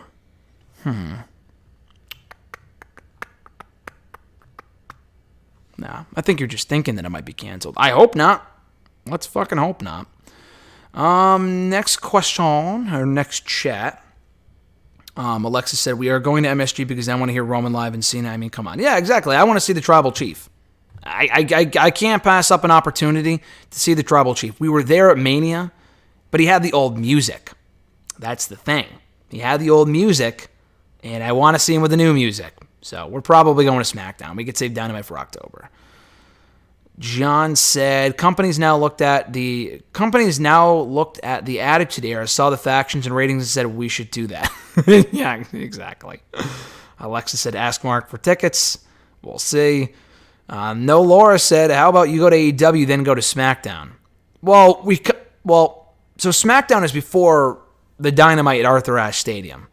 Our current lineup of events, assuming people aren't stupid and they get vaccinated and we don't have to cancel these shows, our current lineup of events that we either will go to or get tickets for or whatever, we are absolutely going to All Out in Chicago. Unless something changes on the AEW front, that's not changing. We're going to Rampage that weekend on the Friday. We're going to All Out on Sunday. That is confirmed. I have not yet bought tickets for SmackDown. I'm waiting for them to go down like a little bit. They probably went up because Cena's going to be there. They announced that the other day. I haven't looked at it yet. I don't think I've looked at it since Monday. But we're probably going to go to that. We're probably not going to go to the Arthur Ashe show. And then we're going to Dynamite in October. That is my current lineup. And there's a rumor that Survivor Series might be going to the Barclays Center in New York City. So it would be a lot if we went to like 3 AEW shows 3 months in a row. So we probably won't. But the Survivor Series, though, would be great. That's the only Big Four pay-per-view I've never been to, and I love the Barclays Center. So that I think that is a must-attend event if they go there for that show. Let's see. Should have been called Nikki Ash, like Evil Dead Groovy. Says John. The Average Grunt. Hey, hi there. Hey, ho there. Happy 400th, my guy. Thank you, Average Grunt. You're the man. Average Grunt's been, again, a good friend of mine, a lot like John Ritling for a very long time. Another guy I have to meet in person at some point. He's awesome. So thank you, Average Grunt, for tuning in. It was your birthday, I believe, last week. Or last Tuesday, wasn't it, when you sent in the question? So happy belated birthday again, my man. I hope you had a great day. Thank you for tuning in. I appreciate it. Al Capone from the chat as well. They put Nikki in a triple threat match at a house show in Louisville. I was there, and it was so underwhelming I left to go get I left to go get a Cena shirt. I'm glad I'm not alone as people who don't give a fuck about the Nikki Ash character. I just don't. I like Nikki Cross. I think the character sucks. I saw so many people praising the title change. Hey, happy for Nikki. Nikki Ash, I don't give two shits. If I go to, I don't know what show I would be at where Nikki Ash is there.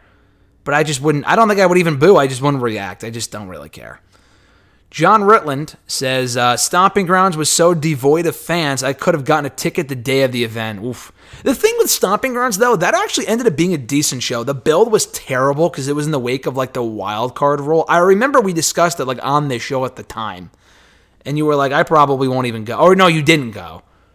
But I remember we were talking about, you're like, yeah, I'm not going. Like, they never do shows here, and I'm still not going. And that says a lot. That's how bad the product was at that point. It's pretty bad now for Raw, but it was almost as bad back then as well. Wayne DeP. Do you see Brock Lesnar coming back if via Bobby Lashley retains or a Big E cash-in in revenge for Kofi? No, I don't think if they were going to bring Brock back for SummerSlam, unless they couldn't work it out before and they work it out like at the 11th hour before SummerSlam, I don't think, why would you just have him return at SummerSlam as opposed to having him like on the show advertised? Like Becky Lynch is one thing. At this point, I don't expect Becky Lynch to be back until the day after SummerSlam, unless they get her on the card in like an attraction match, but we're already a couple weeks away. It would be, I mean, then again, they had Goldberg come back and advertised him for SummerSlam like 5 days out a couple of years ago, so I guess it's possible. Becky coming back after SummerSlam, though, is a different story because she is going to be around. What, is Brock going to be returned for the September pay-per-view? Like, I don't want to think so. So, I don't know. I don't think they would bring back Brock just to return and go after Bobby, or I'm losing hope that the Brock and Bobby match is ever even going to happen. When's the next point it can happen? We're lucky it would even happen now. We're lucky that Bobby's even still champion. Knowing this company, I am fucking shocked they've kept the belt on him. I was fully expecting them to take the belt off of him by now, but thankfully they did not. But yeah, now I don't think Brock's going to show up at SummerSlam. I feel like if he was going to be there, they would have advertised him for something. And I feel like we won't probably see him again until WrestleMania. I feel like that'll probably happen, or the Rumble or whatever, maybe face Roman. I'd rather see Roman and Big E at Mania, in my opinion, or Roman and Rock. That's just me. The jokes will fly whenever the meeting happens. David said, no worries. That was in reference to debuting Punk and... oh, yeah. All right. When you said that no one wants to see that, he said that was in reference to debuting Punk and Bryan in front of no one. Yeah, that would be fucking awful. Holy shit. No Lore said, what episode of Marvel What If are you excited for the most? I'm excited for all of them. They all look really good. I'm excited. Anything Marvel, I'm pumped for. Because that just looks like it's going to be awesome. The whole show looks like it's great. And they're 3 for 3 so far, in my opinion, with the shows. The shows they've done this year, WandaVision, Falcon Winter Soldier was good. It was probably the weakest of the 3. It was a very good show. But I enjoyed Loki the most, and then WandaVision, and then probably Falcon and Winter Soldier. Al Capone said, I really wish they would do a Brock versus Roman at Mania for the belt. I mean, you said it right there. I don't really want to see it at Mania. I mean, I don't want to see the match at all just because... I mean, I guess it makes sense, but like we've already seen the match so many times. I'm like so done with it. I'd rather see Roman face fresher faces or people that he hasn't faced before a million times. But that's just me. I mean, it is an attraction, though. I understand that. Respect the effort for the static noise for the Punk thing. I can't. Alexa says I do it well. I don't know how well I actually do it. It's probably pretty shit, but I've practiced it so many times in my free time because I love CM Punk so much, and I've always practiced like, oh, it's called the personality. CM Punk's back. You know? It's actually the benefit of WWE not producing Punk's theme, so he can actually use it in a different company, as opposed to them making one for him like by Jim Johnson or something, you know? Like AEW could use Cult of Personality, I would assume. So, that's probably pretty bad, but... that's my static noise for the punk music. If they do that, say less. I'm paying for all y'all's tickets. Whatever, Brock and Roman at Mania. Okay, hey, I'm not going to turn you down on that. If they do that match, you're the first person I'm going to call, Al. I'll be like, hey, you gonna live up to that offer and give me a free ticket? That's what I would say. He said, speaking of simulated matches, ever heard of New Legacy Inc.? They cover a lot of wrestling games to simulate matches, and they tend to get ridiculous. I have heard of them. I don't follow their stuff. I have heard of them. That's pretty cool, though. He did say, example, they did an SVR 08 King of the Ring tournament, and CM Punk versus Carlito in a parking lot brawl went around 45 minutes. That is ridiculous. That's ridiculous. We were watching a match the other day. It was like a buried alive match. It went like 25 minutes. I'm like, holy shit, can you fucking end this thing already? It was ridiculous. David said, I think SummerSlam is safe this year considering Allegiant Stadium is outdoors. Oh, yeah, you said. I forgot. And I don't believe they've said anything regarding canceling events. Well, again, anything can change in 3 or 4 weeks. I'm just thinking very negatively just because I don't want to be too let down if it gets canceled. But I'm taking your guys' words for it. And I mean, David, you live on the West Coast. You would know better than anyone here, I think. And obviously you too, John Ritland, so... I'll believe you guys. I don't think it will be canceled, but you never know, I guess. Al said they should do a CM Punk and MJF feud, obviously. I think Punk's real draw at this point, in my opinion, is on the mic. So, I mean, a Punk match, obviously, I want to see. Like, him and Omega, I think, would be great. But Punk's real draw, like, one thing that he definitely hasn't forgotten how to do is cut a fucking promo. So, Punk and MJF would be legendary, I think. John Britland said Nikki's trying with this whole thing, but this is a new generation level of cartoonish. Yeah, I completely agree. That's such a great comparison. Al said, do any of you all think it's weird that the only pay-per-view I've been to is WrestleMania 33 LMAO? No, you know what, Al? That was my first ever WrestleMania. Wasn't the only pay-per-view I've been to. But the thing is, though, that wasn't I had been to a few pay-per-views before that. It's weird, because obviously as you get older, you go to more shows on your own. My parents would never have bought me a pay-per-view ticket.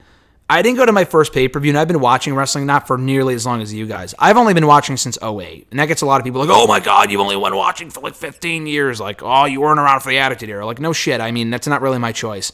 That wasn't really my choice to get in. I mean, it's not like I really had a choice at that age.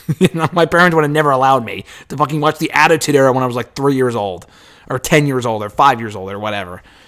But, so I went to a decent amount of Raws and house shows and SmackDowns and stuff like that.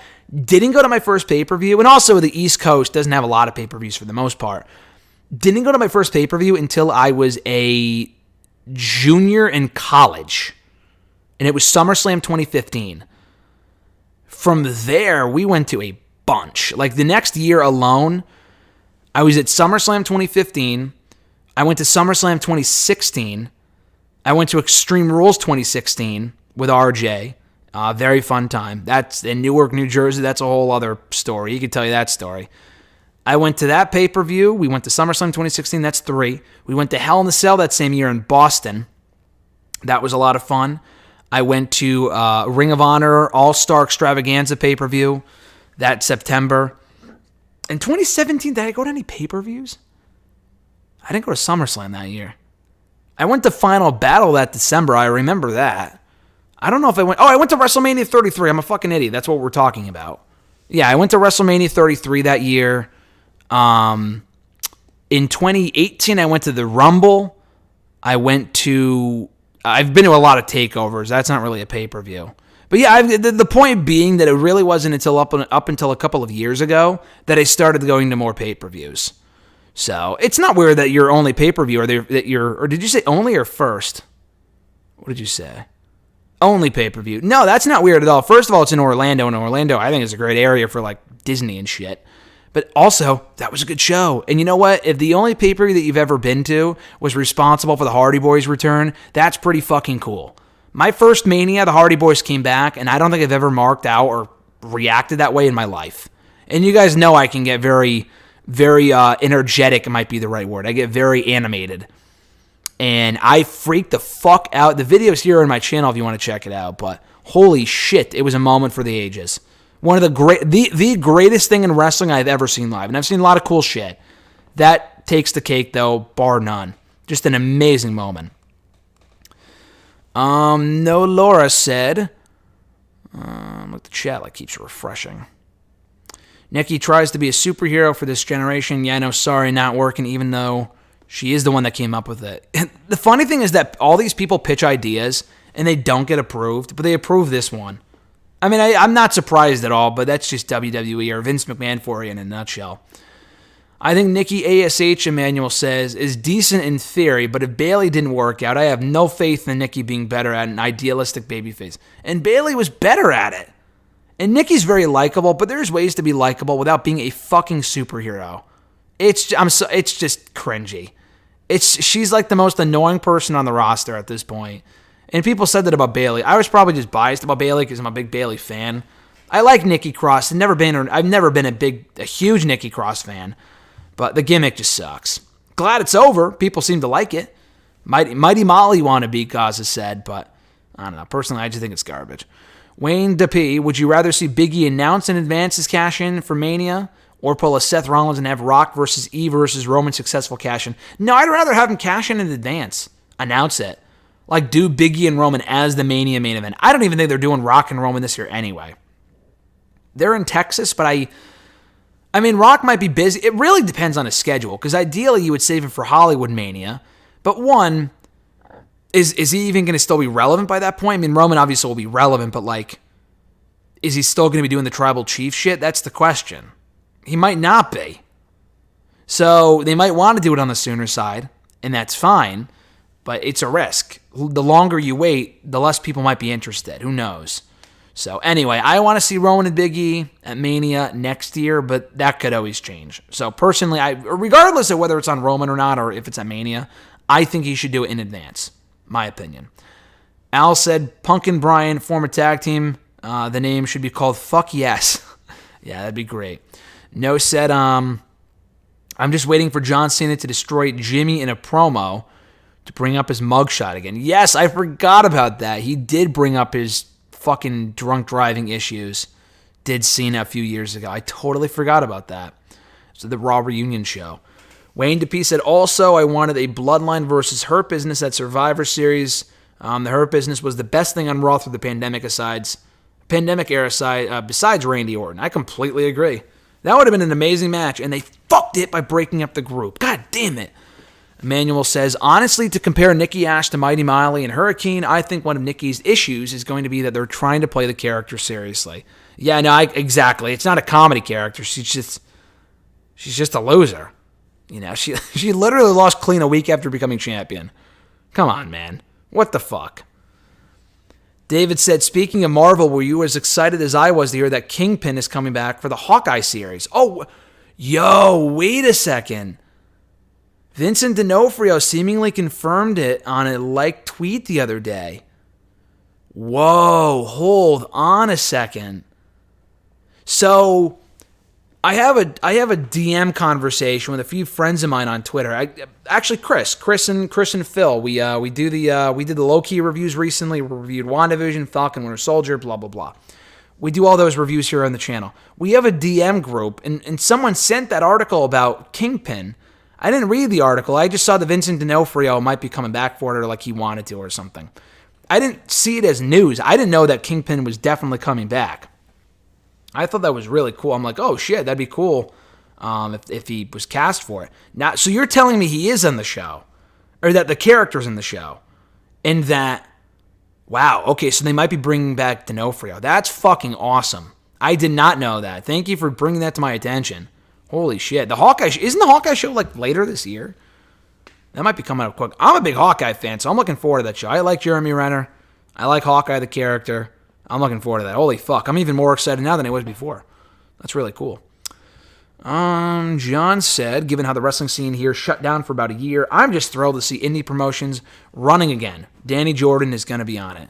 Cool. That's awesome. Danny Jordan is really cool. I don't know if you were introduced to her the same way that I was through the NWA show, The Circle Squared, about a year and a half ago, John. That's where I first saw her doing the whole mean girl shtick. I thought she killed it. So, yeah, I'm a big Danny Jordan fan. Really cool to see her getting like regular bookings in AEW. No Laura said the last two pay-per-views I went to were Survivor Series in Los Angeles and NXT TakeOver War Games. So the same weekend. And those were two great shows, too, so you got lucky. Or no, wait.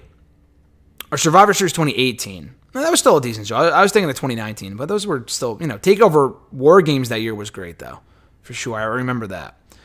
David said GCW is having a show here in LA next weekend, and PWG is having their return show in September.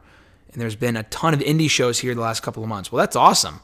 You love seeing that indie show vibe. Like, you love seeing the shows come back. Nothing is better than going to an indie show. I'm not a big GCW guy, but if I had the opportunity to go to one, it wasn't like ridiculously out of the way, I probably would just check it out. Just to give it a shot. And the atmosphere looks insane, regardless of whether I'm a fan of that type of style of wrestling or not. It just looks like it's crazy, like an ECW type vibe from back in the day. John said, living through a lot of time periods in wrestling has been an experience. Golden era, new generation era, WCW through the ups and downs. Reliving the last year of WCW was certainly something. Oh, I'm sure. I got to do that at some point. I got to jump on that shit. I got to take advantage of my Peacock account. No Laura said, do you think it's time for Dakota to finally win the NXT Women's Championship at TakeOver? Do I want to see her win it? Yes. Do I think she's going to win it? No. I don't. I think Raquel's going to retain. I just don't see Dakota getting over as a heel while Raquel's going to be cheered. I just feel like people like Dakota Kai more than they do Raquel. I don't see people buying into Raquel as this baby face.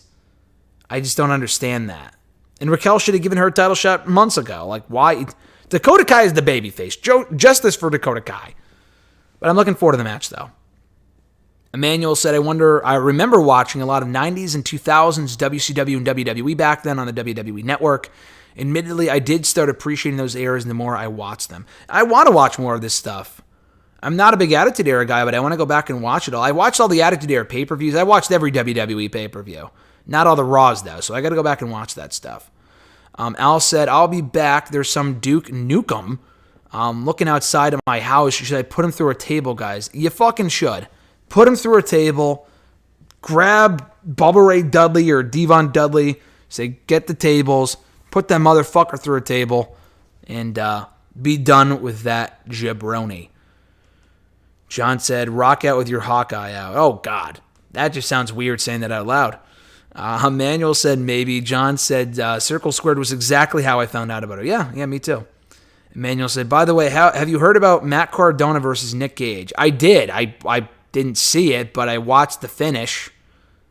Jesus Christ. It was something else. You know what? I will give them credit, though. Well, I will say this. First of all, we got Dynamite tonight. And the fact that Nick Gage is on it is cool. I don't give a fuck about Nick Gage's matches or anything like that. I think his style of wrestling is complete garbage, literally and figuratively. But the fact that AEW, I know this wasn't your question, but the fact they're able to get people outside of AEW to do their shows, specifically Dynamite, is really cool. That's what I love about AEW, is the fact that they bring people outside of the company and use them for one-shots. And that guy's relevant off of Dark Side of the Ring. That's kind of really how I know about Nick Gage, is through Dark Side of the Ring. So you see kind of two worlds colliding. I thought that was really cool. So I'm interested about tonight. But yeah, I did watch Cardona and Gage, or at least part of it. Jesus Christ. I saw the finish. You don't get that type of heat anymore. God bless Cardona for going through that, getting trash thrown at him. Holy shit. Man, yeah, that was pretty crazy. I'm almost done here with the chat and catching up, and then we'll get to the questions an hour later that people already sent in. That's my apologies. I tend to ramble, so I appreciate you guys, putting stuff in the chat and all this other great stuff. I will definitely get back to the chat for sure. No worries about that, but I do want to get to some of the questions.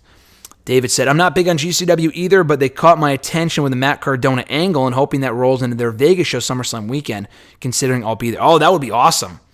That would be really cool. Hey, have fun at that show. Like I said, I'm not a big GCW guy, but you got to go to one of those shows. I feel like it's like ECW, where you don't really know what the buzz is about until you're there. I could walk away from one of those shows, and it could be the greatest show I've ever been to. I have no fucking clue. We'll find out. Wayne DePay, did you hear about Hardy was supposed to be crossed again if he was on their show? I'm all in for one last Hardy push. I love Jeff Hardy. I don't want him beating Karrion Kross. I don't want Karrion Kross beating Jeff Hardy. Why the fuck are they even facing each other? Why was Keith Lee fed to Karrion Kross on Monday? Why? I just don't get it. Put these people up. What the fuck is Drew Gulak doing in the back that's so important that they couldn't trot him out there to lose to Karrion Kross on Monday? Or Angel Garza deserves better, but Humberto Carrillo, Akira Tozawa. Get rid of the dumb 24/7 bullshit and use those guys to get over these people. I know they're losers, and it's beating Graham Metalik doesn't really mean much, but at least showcase the guy's fucking skill set. Use these people for a squash, and then whatever, and then do whatever with them. You know what I mean? And then put him in a program with a guy like Jeff Hardy. Having him lose to Jeff Hardy's first night makes absolutely no sense. It was great to see Jeff back and using a song. I thought that was amazing. I marked that more than anyone. But then he shouldn't be beating Karrion Kross. I'm not even going to talk about that today. I ranted about that for too long last week. I can't continue to go on about that because anyone who listens to this show or listened last week knows that I was fucking pissed about that whole Karrion Kross bullshit. And there's nothing that anyone can say that can convince me otherwise. I've met Darby Allin, a really cool guy, just a great guy. Yeah, I met him at a Northeast Wrestling show right before COVID. He is a very nice guy. Emmanuel said, well, Gage on AEW is part of why I asked. Well, there you go. I'm interested to see how he does tonight. John said, if you did an audio review of Dynamite, you could have been You could have me join because of how I feel about Gage and the deathmatch wrestling as a whole. Yeah, exactly. John is on the same wavelength as me. You probably hate it more than I do. I think it's fucking garbage personally, but there's no denying that the guy has a connection with the crowd. I mean, he has a massive connection with the crowd, which is, great for him. Great for him. I'm not a fan of it personally, but it is what it is, Wayne DeP said, I would have put Ricochet. I would pay $100 for him to be squeezed. Yeah, okay. I don't know about Ricochet. Ricochet needs wins too, but he would have been better than Jeff Hardy. I would pay $100 for him to be squashed by Cross, $99 more than I would pay. What's with the Ricochet hate? I would pay $99 more than I would pay to see him perform. What the fuck's up with the Ricochet hate? What's up with that? Jesus, man. Savage. No, Laura said, the only thing I can think of when I saw the Matt Cardona trash throwing thing was the John Cena one-night stand entrance. The heat that night was just wow. Yeah, it was very similar. Not quite as bad was the Cena one, because the Cena one, they didn't throw trash. I mean, I think they did it. I don't think they did, though. That was like a WWE version of what we saw at GCW. GCW was just a raw, not like the show Raw, but like raw, unedited, uncensored, unfiltered shit where people are just throwing garbage left and right. That's what that was. It was wild. So with all that being said, I'm finally caught up in the chat. I appreciate you guys sending in the chats. I did not think we would get this many people. I thought we would only have like a few. And we do have a few now, but like I thought we would only have a couple of questions or a couple of comments. I would answer your questions on that you guys sent in through Twitter. And then that would be it. But a lot of you guys have joined in, and I think that's fucking awesome. So thank you for tuning in. We're not done yet. We're actually just getting started. I don't think I'll be going on this for another hour, but I said, I'll probably be on here for an hour, and then we can wind down. But then obviously we didn't. I haven't gotten to any of the questions from the document yet, which I'm going to do right now. I will answer stuff from the chat, though. If you guys want to continue to send in through the chat, definitely do. Like Emmanuel right here. He said, I won't lie, I wasn't and not expecting Cross to be a big success, but it's also just the way WWE blatantly doesn't care about pushing him that's wild. Like how Tucker turned heel and lost in main event. Exactly! Karrion Kross is someone that you would think WWE would want to push anyway. That's what doesn't make any sense to me. You would think they would want to fucking push the guy. But not only that, they literally don't give a fuck about their own developmental territory. They don't know what NXT is. It's not a third brand. It's not developmental. Then what the fuck is it? Oh my God, the whole booking of Kross was complete garbage. David said, to add to the Kingpin Hawkeye thing, I believe it was the same guy who said Charlie Cox was coming back as Daredevil from No Way Home. And sure enough, Charlie Cox popped up on the set. Let's fucking go. Let's go. That's awesome. So I believe that. You got to have credibility when you leak sources like that, or you leak big news like that. So I'm more of a believe it till I see it guy, but I will, if you were to ask me, do you think he'll show up or he won't show up? I'm more likely to say yes, just based off the credence of the report. So that's cool. So let's get into some of these questions. I won't spend forever on these just because I like answering questions from the chat. Noel L actually sent in this question last week. They said, now with William Regal laid out by Karrion Kross, do you think we'll get a Samoa Joe versus Karrion Kross match at TakeOver? We are. We found that out on NXT last night. Kross and Joe is now official for TakeOver for the NXT Championship. I'm looking forward to that. Their next question also from YouTube. Do you think AEW should save the Daniel Bryan and CM Punk debuts for All Out in Chicago? I already talked about this earlier because you guys talked about it through the chat. I think they should save the Punk debut for All Out in Chicago. I don't think they should show up. I mean, hey, if they showed up tonight, I'm losing my fucking mind. But I think they should save Punk for the pay-per-view and then save Bryan for New York. I mean, it's the next biggest stadium next to All Out, so it's probably what I would do. You could do it on the same show, but it's like, I don't know. I feel like you could space out the moments. I don't want anyone to get overshadowed. I don't want Bryan's debut to be overshadowed by Punk or vice versa. So probably just do them on two different nights. At RossScott1996 from Twitter, episode 400 already? Madness. Okay, my question is this. How has your throwback SVR 07 GM mode been? Also seeing as you're interviewing more and more wrestlers, who remains on your bucket list? Two great questions. First of all, thank you, Ross, for sending that in. I appreciate you, my man. Ross is another longtime friend of mine, longtime friend, follower. He's great. Formerly known as @HardyDXFan on Twitter. I think the first ever 2-time Royal Rumble game winner. He won many, many years ago before I was doing prizes. But then he won when I was doing prizes, I think in 2019. I think he won in 2016 and 2019. So he's won more than once. He's a great dude. And appreciate you, Ross. Thank you for sending in that question, or both of them, actually. SVR07, I think I talked about this earlier. I did, because we were talking about like maybe I could do streams or something with that. It's been going great. So like I said earlier, I bought the PS2 used, good condition, very good condition, from like one of those collectible shops here in CT. Good price, got a free game with it. Obviously, I chose SVR07. I already bought a copy of SVR07 off of Amazon like last year when I got the itch to play the game again. And I've had a couple of PS2s in my time. They all fucking broke because it's like almost 20 years old, obviously. And I used to play the thing to shit because I used to play it all the time, specifically for GM mode. I'm starting to do story mode now because I got to unlock the legends to use in GM mode. But, we largely play GM mode. So we started GM mode back in November. I'm SmackDown. Alexis is Raw. It wasn't too long before she knew what she was doing and got into it. So it's been a lot of fun. We already did one full year. We went from Mania to Mania. I call year 1 2001. It's just easier for me to remember. So we got through year 1, 2001. We're in year 2 right now, 2002. You catch my drift.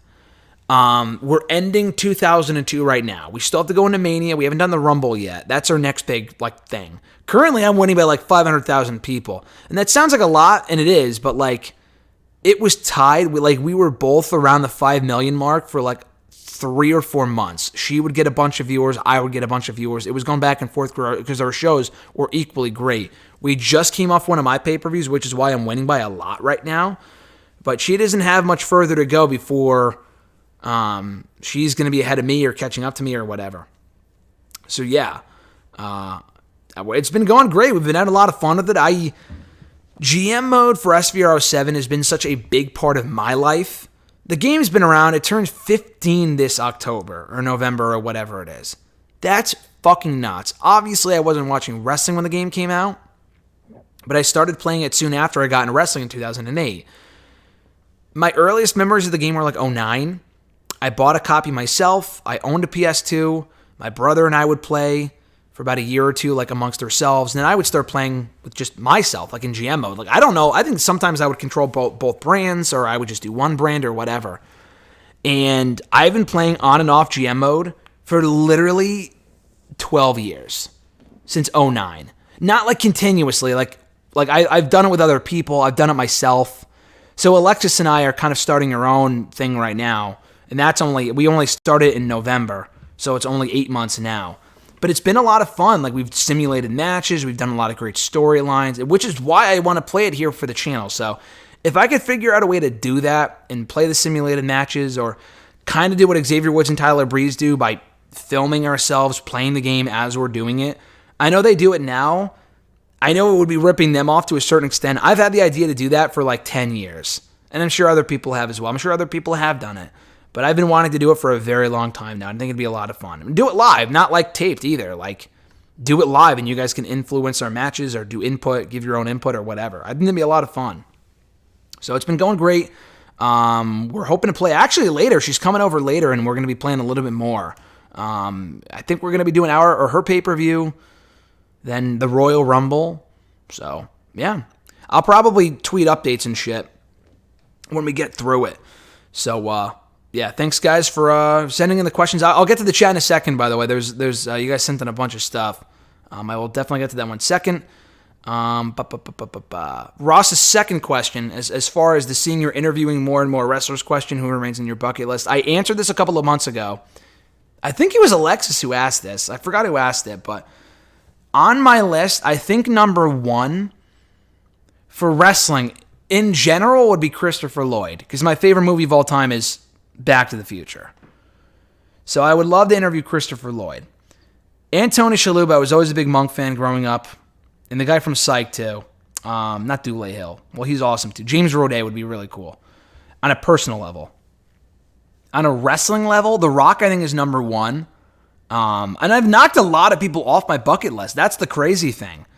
Like, people that I've always wanted to interview are like my favorite wrestlers of all time.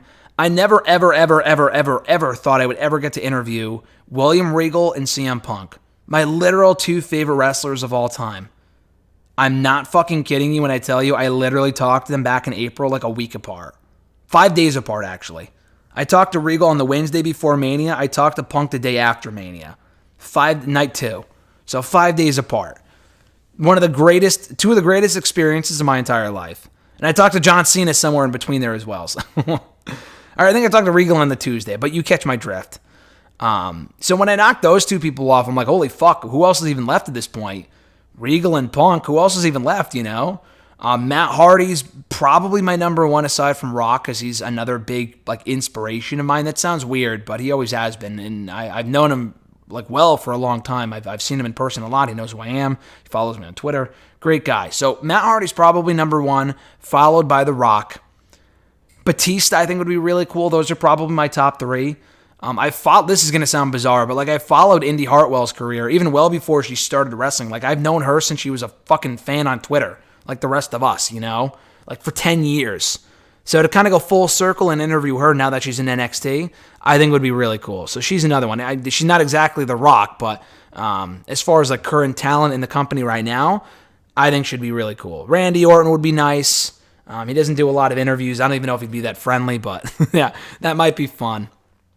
Let's check the chat real quick before we go further with your questions. And by the way, if you guys haven't already, please hit the like button. I would appreciate it.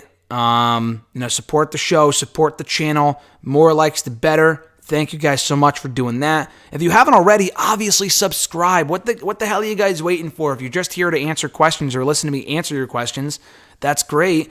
But stick around, subscribe, hit the bell button to be notified every time a new video goes up. That stuff is greatly appreciated. So, yeah, definitely hit the subscribe button. We got new videos going up every single day, whether it comes to hashtag AskGSM videos on Wednesdays. We got WrestleRant radio excerpts on Thursdays. We do new interviews all the time. Last week, I talked to Big E. He won Money in the Bank on Sunday. I interviewed him on Monday. That was a WrestleRant exclusive right here on the channel, and it was a really fun conversation. I put up my old interviews from last year. I put up my recent interview with Karrion Kross a couple days ago when he was still in NXT, or he's in NXT now, but like right after he debuted last year. I posted my interview with Bayley from last summer just recently. We talked to Rhea Ripley right before the Money in the Bank pay-per-view a few weeks ago. We talked to Eva Marie, Tommaso Ciampa, everyone, Keith Lee, Drew McIntyre, John Cena, CM Punk, William Regal, Ryan fucking Nemeth, everyone that you could possibly think of. I've done like almost 150 interviews in the last year and a half alone. So all those interviews are available right here on the channel. In addition to the Raw Talk reviews, Talking Smack. We do SmackDown audio reviews on Saturdays. Stuff like that. Low-key reviews, Black Widow review coming at some point soon. So if you haven't already subscribed, please do so. And more likes this video gets, so please like the video. But the more likes this video gets, the more inclined I'll be to do, the more open I'll be. That's a fucking tongue twister. Bots there. More inclined I will be, and the more I will want to do live streams like this. So please do that. I would greatly appreciate it. Al said, I'm back. The dude looked like he got laid off his job, and I asked him how did it feel. And you guys know how it went from there. I assume it went very Rock-like, I would have to imagine. Supersonic X said, which Spider-Man character should have their own movie? I would say Black Cat and Miles Morales. Miles Morales would be great. I don't know too much about Black Cat, but the Fantastic Four I'm looking forward to, I will say that. David said, all right, man, I got to head out for work. Congrats on 400 gram. Have a good one, buddy. Thanks, David, for tuning in, my man. David's an awesome guy. He's another one. I hate to sound like a broken record, but David's fantastic. I've known him for a long, long time as well. He was actually on, before WrestleRant Radio, we did a show, myself and a friend that I had at the time named Ben. Never met him in person. I just knew him over like through Bleacher Report or through Twitter or whatever. We did a show called Spoilers Podcast. David was on that show. David might be the only person I think I've ever had on all three shows I've ever done. I've done 3 podcasts over the years, 3 like radio shows. Save Us GSM. Spoilers was first. I did a show called Save Us GSM for about a year. from 2012 to 2013, and now WrestleRant Radio since 2013. Yeah, and I think David's been on every show. He's like one of the only, for whatever the fuck that's worth. But yeah, David, you're the man. Thanks for joining us, man. Have a great night at work. Thanks for sending in the questions. Thanks for sticking around in the chat, and I look forward to talking to you on Twitter. And like I said, David, if you're still listening, or if you tune back in or whatever, if I do go to SummerSlam, or if I'm on a show on the West Coast, or if I do go out to California, and I'm expecting to, I still got tickets to Disneyland at some point. David knows, but I was supposed to go last March because I was talking to him like, oh, when should I go? And or where should I go? Where should I stay? Stuff like that. And he helped me out a lot with the trip, and I had to cancel it due to COVID. Like, it was literally 2 days after COVID hit really bad here in the U.S. And now we're planning on going next March. So hopefully we can meet up then, my man. Thanks for tuning in. I appreciate you. John said, I do want to say I'm thrilled for your success on the channel and with all the interviews you've been knocking out. Also, thanks for the plugs on my channel whenever you do these videos. Thank you, John. Thank you for the constant support. You're the fucking man. John's awesome, and I appreciate your support. And like I said, appreciate our 8 years of friendship.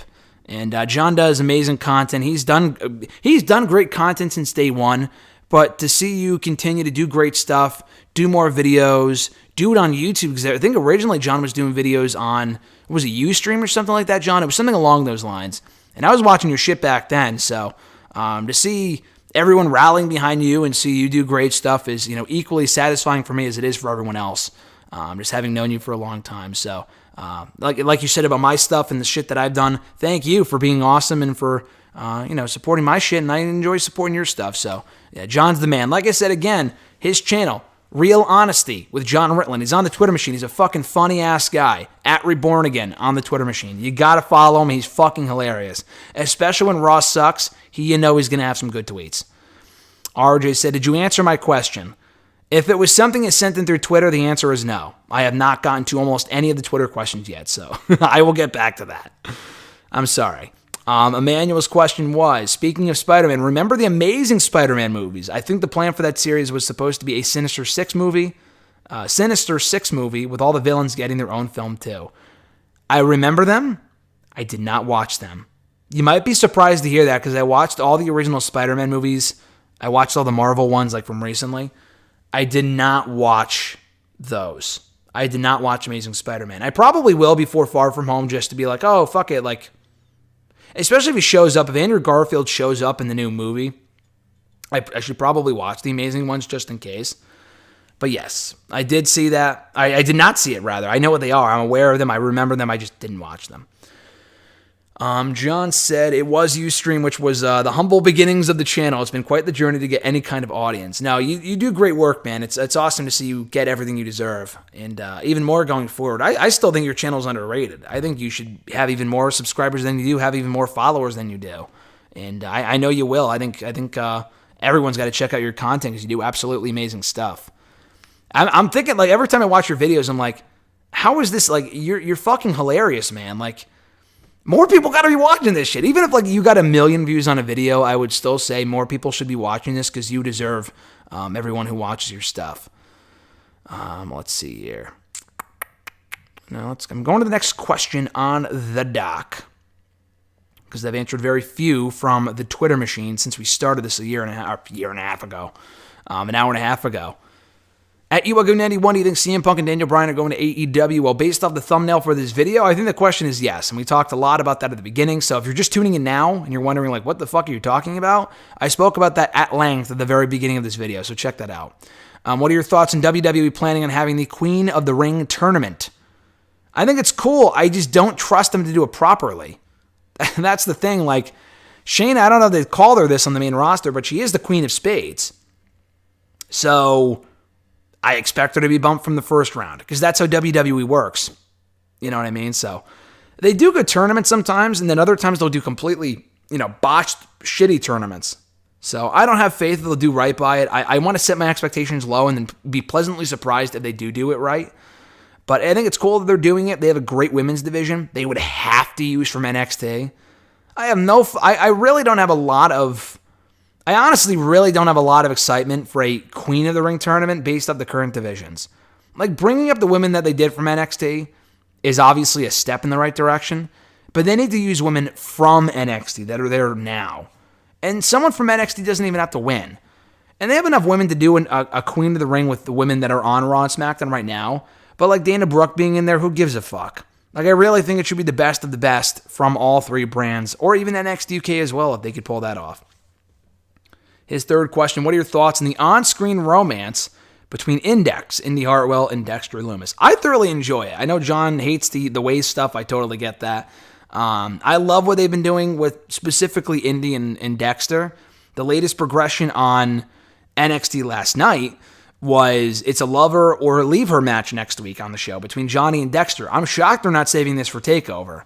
But it's in the same vein as Test and Shane McMahon when they were fighting for Stephanie back in late, what was it, 2000 and, or not 2000, not even 1999. And Steph ended up with Test, and that went nowhere because she ended up like dating Triple H right around that same time. So I think Triple H messed up the wedding on TV soon after. But yeah, no, I do. I remember that. And yeah, I am digging the Index stuff right now. I think the payoff is going to be worth it. They've been dragging it on for so long that I think it's got to be leading somewhere, obviously. And I think it's going to be somewhere good. I've been digging it. I'm a big Indy Hartwell fan because I want to see her succeed because I've been following her, like I said, for the longest time, almost 10 years now. And Dexter, I like as well. I like the character stuff with Dexter. So we'll see where it goes. And I assume we're closer to the end game than we are at the beginning of it. Let's see. From the chat, Emmanuel said those movies are okay. John said I'd probably have more subscribers if I wasn't so open about views on certain things like politics and the like.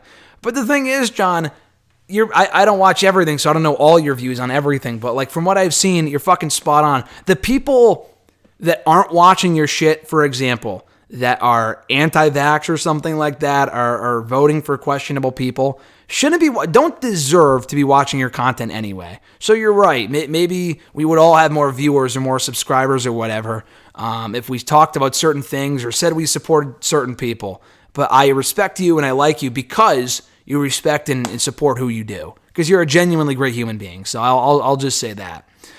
Supersonic X said, I have zero faith in WWE doing a Queen of the Ring tournament because we know they're just going to give it to Charlotte Flair because she's the queen. Exactly. I mean, that doesn't exactly bother me. But it's also just like, what's the fucking point? She's still the queen. So if it makes storyline sense to do so, then cool. But look, if they have Charlotte go to the finals before being knocked off by Toni Storm, I think that'd be massive. So if it's being used to get someone over like a Toni Storm, then amazing. If not, probably shouldn't do it then. Emmanuel said, I kind of want to ask about Test and Triple H, but I don't want to sidetrack you even further. I mean, you can. If you guys have any additional questions, go right ahead. I'm trying to get through the actual questions that you guys sent in through Twitter now as quickly as possible, just so we could spend more time with the chat stuff. But feel free, if you guys have any questions that you want me to answer, throw it in the chat. I'll get to it at some point. I can't promise I'll be here for another hour, but this has been a lot of fucking fun already. We've already been here for an hour and a half, and it feels like it's been 5 minutes. So don't feel like you're overwhelming by asking too many questions. I'll definitely get around to it at some point. Jeremy8911 from the Twitter machine. Jeremy's another longtime, friend of mine, follower, what have you, person who sends in the questions. He's great. So thank you, Jeremy, for sending this in. Your question was, if Daniel Bryan does go to AEW, who all do you want to see him face, or who would you like to see him face? And you think Tony gets the rights to the final countdown? I do. I think he will. I think he'll try. I don't know. I think Tony really wants to get this right, and he's a fan at heart. So how do you not pay out the big bucks for the final countdown? Unless Europe doesn't get back to him, because we've heard that before too. Like they've tried to reserve music, and these bands just don't get back to them. I mean, I think that'd be shitty if that happens with this.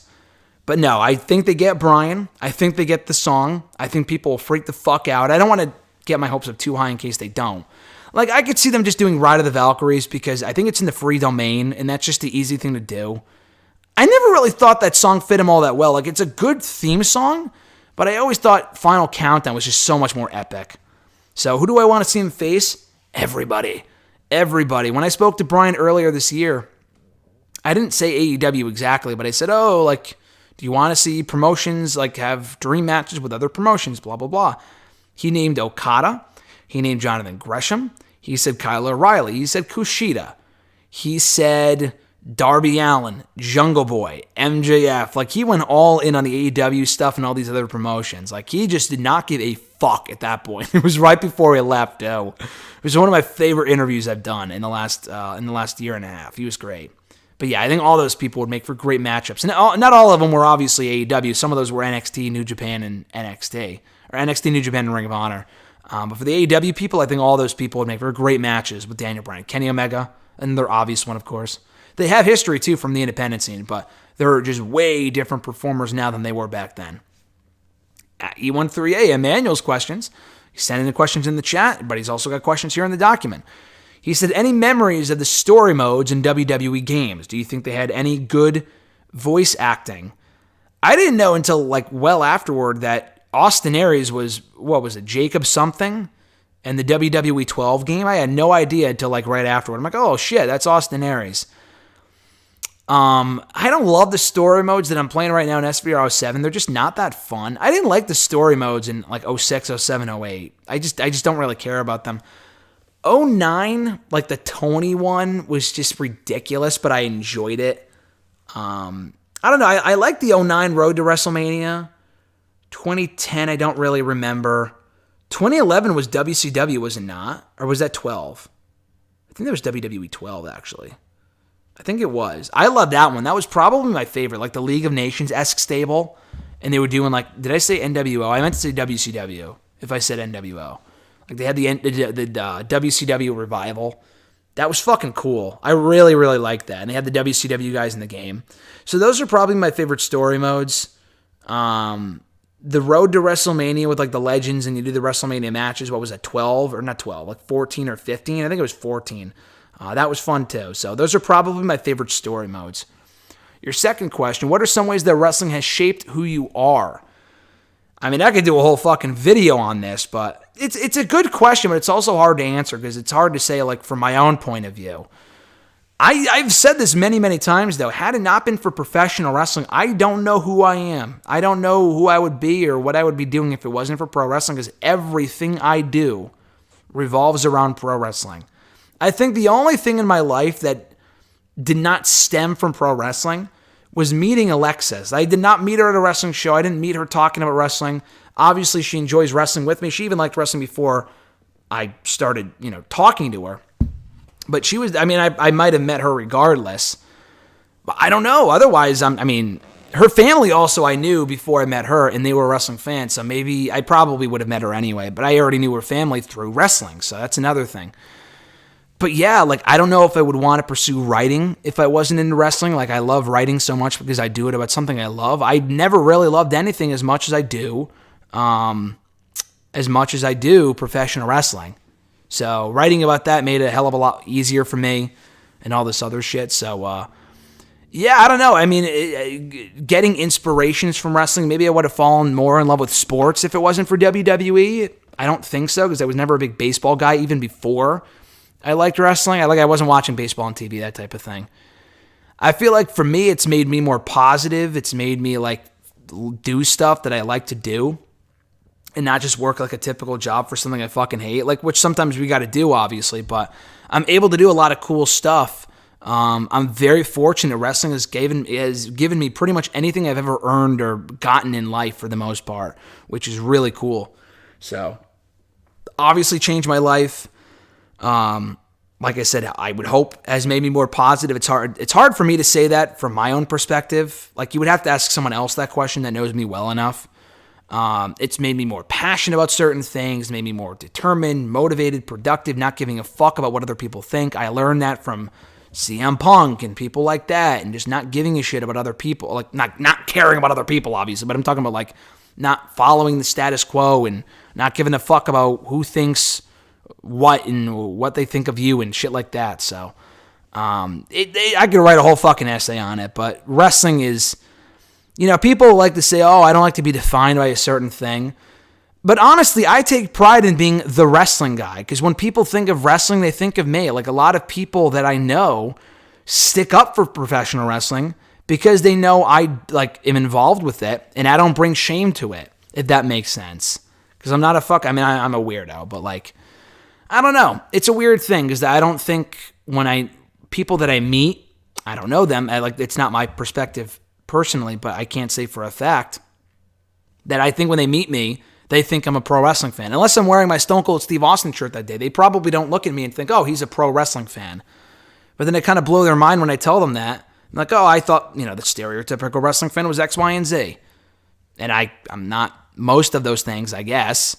So it's cool to kind of I like changing the perception of professional wrestling. It is a huge part of who I am, is pro wrestling. So I like to be defined, not as the only thing, obviously, but I like being known as the wrestling guy, the guy who likes to write about wrestling, the guy who talks about professional wrestling. If I'm known as the guy who does stuff that has to do with what I'm passionate about and to a certain extent I'm good at with the writing, then that is something I would like to be known as. That's pretty cool. Then job well done. If my passion translates into a career and that career translates back into a passion and they kind of play off of each other, and that's not the case with a lot of people, and I'm very fortunate in that respect, and I'm known as that person, that makes me very happy. So, again, then I feel like it's a success or that it was all worth it and stuff like that. Because I think, again, to kind of wonder about what people think about you is weird. I don't do that often, but as a lasting legacy type thing, or to be known as that person who does what he loves and loves what he does, that to me is a mission accomplished type situation. And he also said, do you have any theories or predictions for how wrestling will be in the next year? I have no fucking clue. Like we just said, I can't even begin to venture a guess. With COVID coming back and leaving and getting worse and then getting better, who could even say? I would hope wrestling will be even be in an even better place now, or in a year from now, than it is now.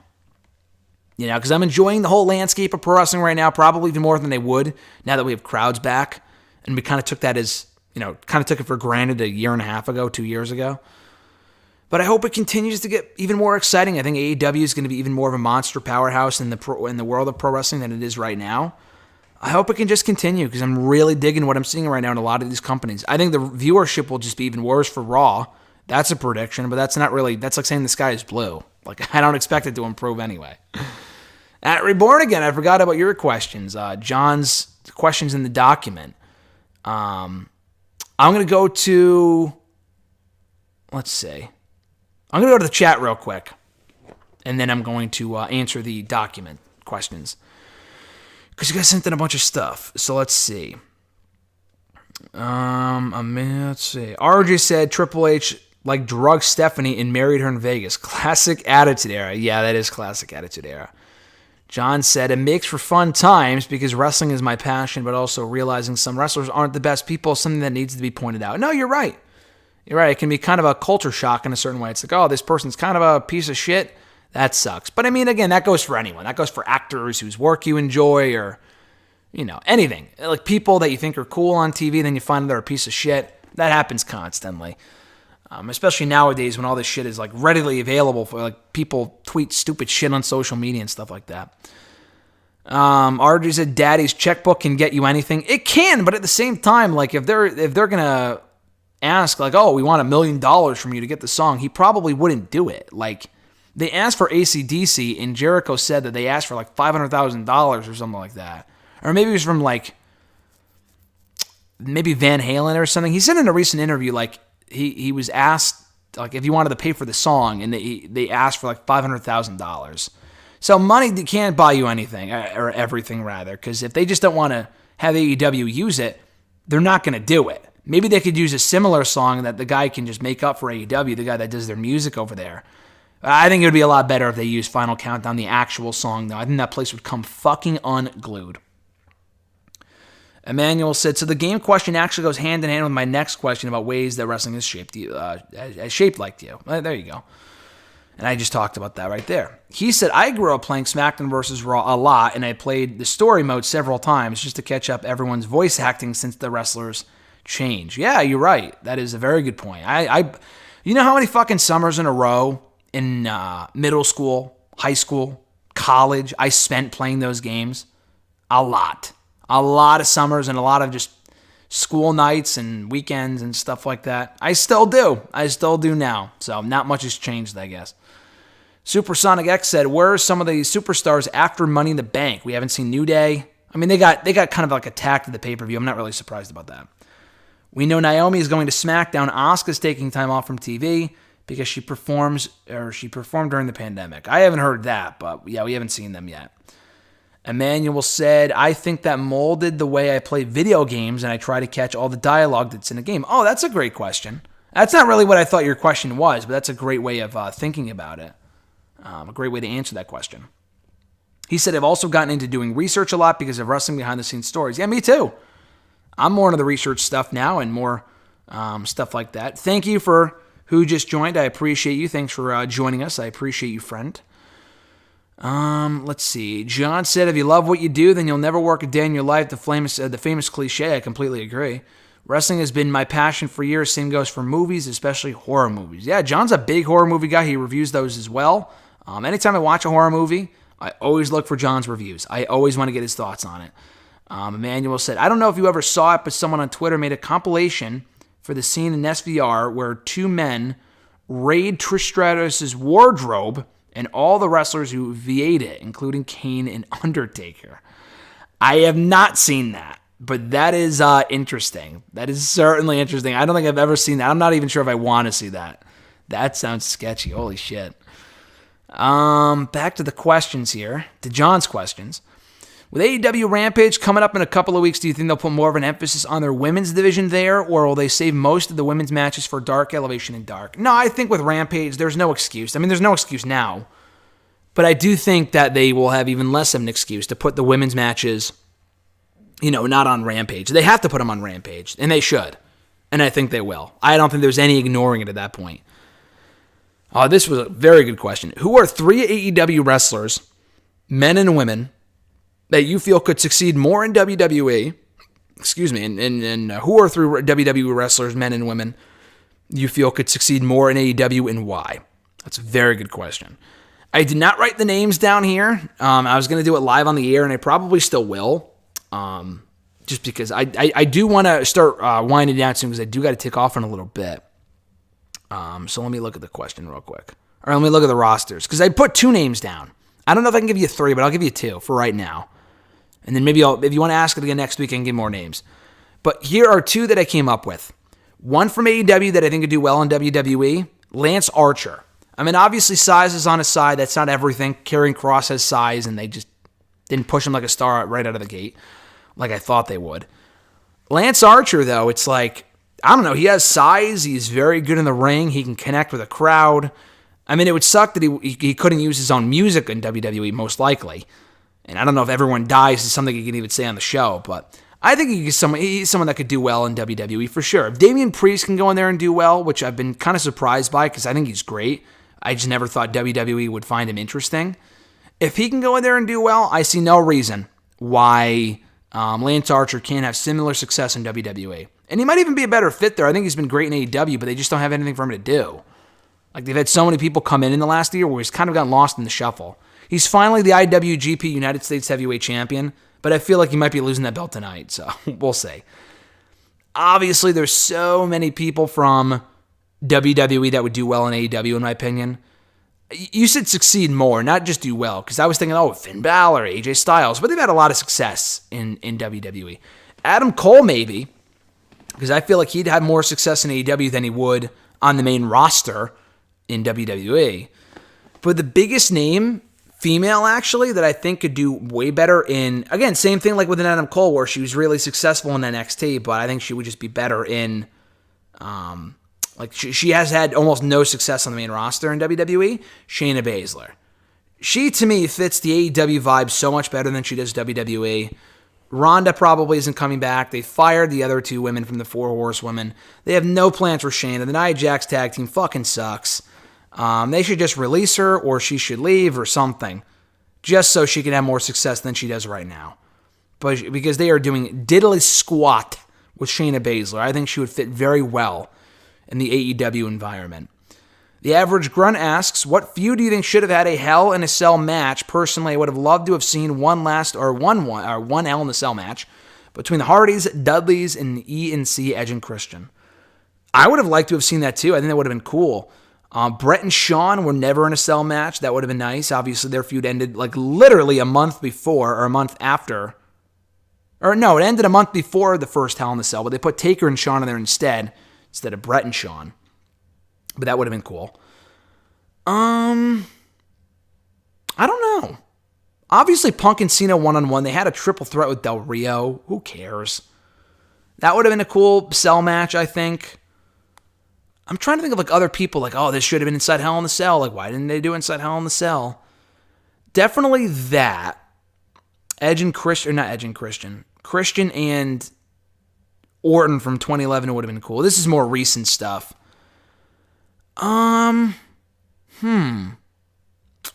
Any Taker feuds that would have been cool inside the cell? Taker and Cena, maybe? They never really feuded, but they could have had a feud that culminated inside the cell. That would have been nice. I don't know. Those are the ones that come to mind. Jericho and Shawn Michaels would have been nice. But they already had an unsanctioned match. They already gave the cell match in a way to Taker and Edge, so probably not. But those are the few feuds that come to mind. I think any one of those feuds would have been cool. Rock and Stone Cold, one-on-one, not the fucking Armageddon six-man one, which was fun, but a one-on-one between Rock and Stone Cold inside the cell would have been cool. Or Stone Cold just beating the shit out of Vince McMahon for 20 minutes. That might have been entertaining in a different way. His second question, if you could go back in time and attend one wrestling show that took place in your hometown or state, which show would it be? Unforgiven 06 is my pick. A great question. Not many pay-per-views have happened in my home state or city of Connecticut. So I don't have a lot to choose from. And I'm not going to say WrestleMania 11, which was one of the worst pay-per-views of all time. So obviously I'm not going to say that. I know Vengeance, what was it? I would love to say One Night Stand 05 or 06, but that was in New York, not Connecticut. It was nearby, and I don't think I could have gone as a 12-year-old or as a 10-year-old, but you never know. Or 11-year-old, or whatever I would have been at that point. I know there was a Vengeance pay-per-view here in CT in, 04? Edge and Orton had a match for the Intercontinental title. I think Edge won the title that night. Probably that one. Because I think I've gone to every other, I'm trying to think what shows were here in Connecticut. Then I'm like, oh man, I wish I went to that one. That would have been so cool. Actually, you know what? Here's a fucking answer for you. Great answer. Raw 15-year anniversary show. Such a fun show. I was not watching wrestling at the time, although I did tune into that show. I was like surfing through the channels. I think I had to get a Christmas card picture taken that day. So I didn't watch the whole show. I remember watching Hardy and Carlito. And this was before I became a full-fledged fan, but I remember watching that while flipping through the channels. And yeah, that was in Connecticut, I'm almost positive. So I would have loved to have gone to that show. Raw 1000 seemed like it was a lot of fun too. That like to be there for. Watching that was one of my favorite Raws of all time up to that point. It probably still is. Raw 15-year anniversary show would have been fucking awesome to be there for. That was a really good anniversary show in my opinion. Back to the chat. Let's see, we got a couple more chats here. Emmanuel, oh no, we already answered that question. Emmanuel said, Undertaker and Cena had a feud in 03. They fought at Vengeance. Yeah, no, I'm talking about like Taker and Cena, like modern day Taker and Cena, not that feud from like 03. Supersonic X said, I would say Asuka can be successful in AEW, but given the fact now the Joshi scene in AEW is very limited, I don't know. No, I think so. I think she would do well. Like Hikaru Shida, he's asking someone who could be more successful in one company than the one that they're in right now. Asuka has had so much success in WWE, there is absolutely no way that she will ever be as successful in AEW as she is in WWE currently. So the answer is no with her, but she could do well over there. Io Shirai as well. John Ritland said, I gotta say this again, the NWA brand is just a basically hollowed out husk now. It is. They don't really have much of a roster. I thought the show this week was decent, but holy fuck, yeah, they lost a lot of momentum due to the pandemic, and that's sad because I was really rooting for them to succeed. And it's just been all downhill for them. It's really unfortunate. So, yeah, I don't know. I really want to see the NWA succeed, but I just don't see it panning out well for them long term, especially if they don't switch things up and get more talent in there and get more buzz around the product moreover than anything else. Let's see. Last couple of questions here. At Thomas_B96, what has been your favorite AEW title match to date thus far? Ooh, good question. Favorite AEW title match? You know, there haven't been a lot of, like, amazing ones. Omega and Rey Fenix had a fantastic match for the title. It was either late last, I think it was earlier this year. I think the last show of 2020 was the Brody Lee tribute show, so it would have been the first one of 2021. I mean, obviously the outcome was never in doubt, but they had an amazing match, I remember. Like one of the best TV matches of the year back in AEW, first show of 2021. That might be it. Moxley had a lot of fun matches. Him and Darby was really fun. I liked him and Jericho from Revolution last year. None of the Moxley Omega matches, just none of those were my favorite to me so far. Paige and Jericho was really good. I don't know if I would call it my favorite. Jericho and Cody Rhodes had a really good match at Full Gear in 2019, so that was a great one. Trying to think of other really good AEW World Title matches. There's been a lot of like very, very good ones, like Moxley and Brody Lee. Were they my favorite? I don't know. That's the thing. Moxley, him and Kingston had some good matches. I enjoyed him and MJF. I'm sure there's more I'm just not thinking of right now, but those are the main ones that come to mind. With Omega, I'm trying to think if there was one on like TV that I'm missing, because none of the pay-per-view ones really stand out. But probably Moxley and Allen or Omega and Phoenix. Probably Omega and Phoenix is the one that comes to mind, but it is amazing that AEW hasn't had like that one 5-star amazing AEW title match yet. I don't think they have. Omega and Paige might be it all out. That might be it, especially since I'll be there for it. But so far, I don't know if I have one. I'm not sure. At WeGaza 1996 said, and he joined earlier, obviously. Thank you again for joining. He said, what's your fantasy CM Punk and Daniel Bryan booking for AEW? Well, like I said earlier, I'm not going to go too much in depth to this because we spoke a lot about Punk and Bryan at the start of the episode, at the start of the show. I think Punk should debut at All Out. Don't have him show up before then. I say that and he shows up fucking tonight. But like, have him show up at All Out and makes a big appearance, and he cuts his first promo on the Dynamite after All Out. That's what I would do. Bryan, could he show up the same night? Sure. But I feel like I don't want either guy to get overshadowed by the other, like I said earlier, so have him show up at the New York show. I don't know if he can wait till Full Gear. If he's signed, sealed, and delivered for AEW, as it's been reported, he's got to show up on the sooner side. Like, he can't wait. So I would wait until the Arthur Ashe Stadium show, assuming it still happens as planned. I don't see it being canceled, although with the variants coming up of COVID, you never know. Yeah, I think they'll probably do Bryan in New York. They'll do Punk in Chicago, and that'll be that. And how I would book them from there, like what do I do with them? Punk, like him and Omega seems like a natural fit, but I also don't want Hangman to lose. So what I would do, would Punk winning though overshadow Paige winning the title is the question. I feel like it might. If Paige loses, then I feel like that's not good. So I don't want that to happen. I really want Punk to like confront Omega because I feel like that's the biggest match they can do with him. Daniel Bryan too. Could they come to the aid of Adam Page? Would that overshadow Adam Page? Would it give him more credibility? I don't know. But I feel like Punk has got to show up on like in the main event because that's going to be the biggest story in the whole fucking show. How do you do it? I mean, even Page winning the title, I feel like Punk coming back is going to get a bigger pop than that, and that's saying something.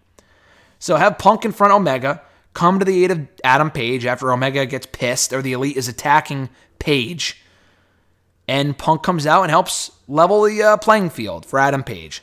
So that's what I would do. Daniel Bryan, I feel like, or maybe Punk goes after MJF. Maybe MJF beats Jericho, and Punk goes after MJF. Daniel Bryan enters the title picture instead and goes after Kenny Omega. And Kenny Omega's first post-Adam Page feud is with Daniel Bryan. That is very possible as well. I would probably do that, to be honest with you. I think Bryan and Omega is a likelier fit, or Bryan and Malachi Black or someone like that, although Malachi just debuted. I don't know if I would do that. And then with Punk, someone that he can really bounce off of on the mic. I mean, I guess him and Callis would be interesting, but MJF is a way better talker. Kenny Omega's not a good talker at all. So MJF and Punk might be, assuming they're both baby faces when they show up, which I'm guessing they will be. So that's what I would do. I would have Bryan and Punk show up not at the same time, although it would be cool. Have Punk go after MJF and have Bryan go after the Elite and Kenny Omega. That's probably what I would do. Go through the chat one more time before we answer this last question. John said to add more, doing back-to-back pay-per-views after the last two ventures is bold and misguided. Yeah, I completely agree. Definitely not a smart business decision. Because I'm thinking, too, if they have this whole champion series, how the fuck are they going to build up a pay-per-view in a month if they're focusing on the champion series? Doesn't make a hell of a whole lot of sense, now does it? Let's see. Also, Emmanuel, he said, this reminds me, or that reminds me, did you see Kenny Omega's comment about promoting the women's division and how he wants the other shows to showcase the women more? Oh, that's why I said that. Because he said he wants to see more women's wrestling on Rampage. I expect that. I'm not surprised he said that. And I'm glad he did, because I'm hoping it leads to more women's wrestling on Rampage. Supersonic X said, all right, time for me to go. Thanks for a great stream this afternoon. No, thank you for joining. Thank you all for joining. Thank you for sending in questions. And like I said earlier, guys, if you're just joining now, if you've been here and you haven't already done so, please like the video and please subscribe. Two big things. Liking the video will probably make me want to do more of these live streams in the future. So be sure to like the video. I would greatly appreciate it. And subscribe. You not only get these live streams when I do them from time to time, and it could happen randomly at any point, but you'll also get new videos every single day. Not many other channels do that, so be sure to subscribe. You get interviews, reviews, Q&A videos, all this other great shit. Throwback videos, all that stuff is greatly, all your support, rather, is greatly appreciated for that type of stuff. Let's see. I'm not sure how to pronounce your name, my man. Aberdemium. I'm not sure how you pronounce your name. I apologize. But you said never give up. Vince targeting children. This is why the WWE product is ridiculous nowadays. They don't even attract the kids. That's the problem. He said PG era destroyed wrestling. Miss hardcore matches. It's not the PG era's problem, because the kids aren't even watching the show. So I'm not even really sure who their product is supposed to be for, to be honest with you. I don't even know what the difference. I don't even know exactly what Emmanuel said. I don't even know what audience Vince is targeting these days. I completely agree. Himself, exactly, Grunt. Emmanuel said, I think it goes further than beyond PG, but that's a whole discussion in itself. I agree. And Grunt said, yeah, the TV rating has nothing to do with the bad writing and bad booking. Dude, it could be PG-14 tomorrow. Raw would still be terrible. It basically is a TV-14 show. If you watch Raw and the amount of time they say bitch and ass and all this other shit, you're welcome for answering, by the way. All this other shit, I don't think it's the rating. It's just the fact the fucking company doesn't know what they want to be. They have an identity crisis more than anyone else I've seen in wrestling. NXT too, because I love NXT, but it's like, what are they fucking supposed to be? Because WWE doesn't exactly make that clear. Are they developmental? Are they a third brand? Because they don't treat it like one. NXT will make you think that it's a third brand until they fuck over their champion on their flagship show. I'm going to end with this question from the document. He's been waiting patiently. I don't know if he's been here the whole time or if he came back or whatever. But he's my man. He's been on a lot of episodes of #AskGSM, so couldn't have done this without him, which is why I'm saving his question for last. At RJ_Marceau, my brother Mr. Marceau, his question was, out of all the matches we've seen live together, what is the best and the worst? Congrats on 400. Thank you, brother. I appreciate it. The worst match I've ever seen with Mr. Marceau live is a tough question because a lot of them just don't come to mind. Bayley and Dana Brooke was not awful, but it was one of the most forgettable. I mean, I'm remembering it now, but my memory is just, I'm a freak when it comes to that shit. Bayley and Dana Brooke from Hell in the Cell 2016 was beyond forgettable. That whole show sucked. That was the worst show I've ever seen with RJ that I've been to in attendance for, that I've been there live for. So maybe that one. Charlotte and Sasha wasn't the worst, but it was just very disappointing in the main event that year. Oh, you know what? Actually, I was going to say, Orton and Wyatt from 33 or Taker and Roman were fucking terrible. He was there too. We didn't sit together. So if that's what you mean, then those don't count, I guess. If it was a show that we were both there for, then either one of those, because those were fucking awful. Specifically Orton and Wyatt. For the other shows that we sat together for, definitely nothing out of Takeover. I'm sure we saw like a lot of bad Raw matches that we're just not remembering. I'm trying to think if there's like one match that stands out as being the worst that him and I went to together that I'm just not remembering. He's probably going to say, oh, Charlotte and Sasha. It was not a great match, but I don't know if I would say it was the worst. Like Bayley and Dana Brooke was obviously worse. Or like the Good Brothers versus Enzo and Cass that same night. Like, who cares? I'm trying to remember. I don't know. Like, what other shows have we even been to in recent years? Nothing in, like, last year, 2019, 2018. We were at the Rumble together. Oh, I'm going to sneeze. Excuse me. Jesus Christ. I just sneezed, so my apologies. I don't know what the worst match would be. I'm not sure. It would I'm going to say Bayley and Dana Brooke, if you go back to Hell in a Cell 2016. Because we've been to a lot of Raws, and a lot of those matches I just don't remember. So it's probably one of those. As far as the best match that we've seen together at a show that we've been to together, I mean, obviously it would be Andrade and Johnny Gargano from Takeover. Oh, man, actually, I'm not sure. So we were there for both of Gargano's best matches ever. We were there for Andrade and Johnny Gargano at Takeover Philadelphia in 2018. We were there for that, and that was a great match. That was one of the best matches I've ever seen live, period, but specifically with RJ. We were also there for Cole and Gargano, both of them. We went to both Takeovers, 1 and 2, Takeover New York and Takeover 25. The first one was also one of the greatest matches I've ever seen. I'm going to go with Andrade and Gargano. Yeah, I'll probably go Andrade Gargano, although Cole and Gargano is a very close second. That would probably be the best match I've ever seen live with Mr. Marceau at a show that we've been to. I'm still thinking about the worst. I don't know. I'm sure it's going to come to me, or he has an idea and he's going to tell me after this is over. I don't really remember off the top of my head. We've been to a lot of shows together, like a lot of Raws and a lot of SmackDowns and a lot of pay-per-views, a lot of AEW shows, stuff like that. I'm going to say Bayley and Dana Brooke, because that whole Hell in a Cell show was just terrible. Extreme Rules 2016, we were also there for that. There weren't a lot of bad matches on that show, though. None that come to mind. I'd really have to think about it, but we've been to a lot of shows together. But I thought that was a great question, though. And he also said, like I said, congrats on 400.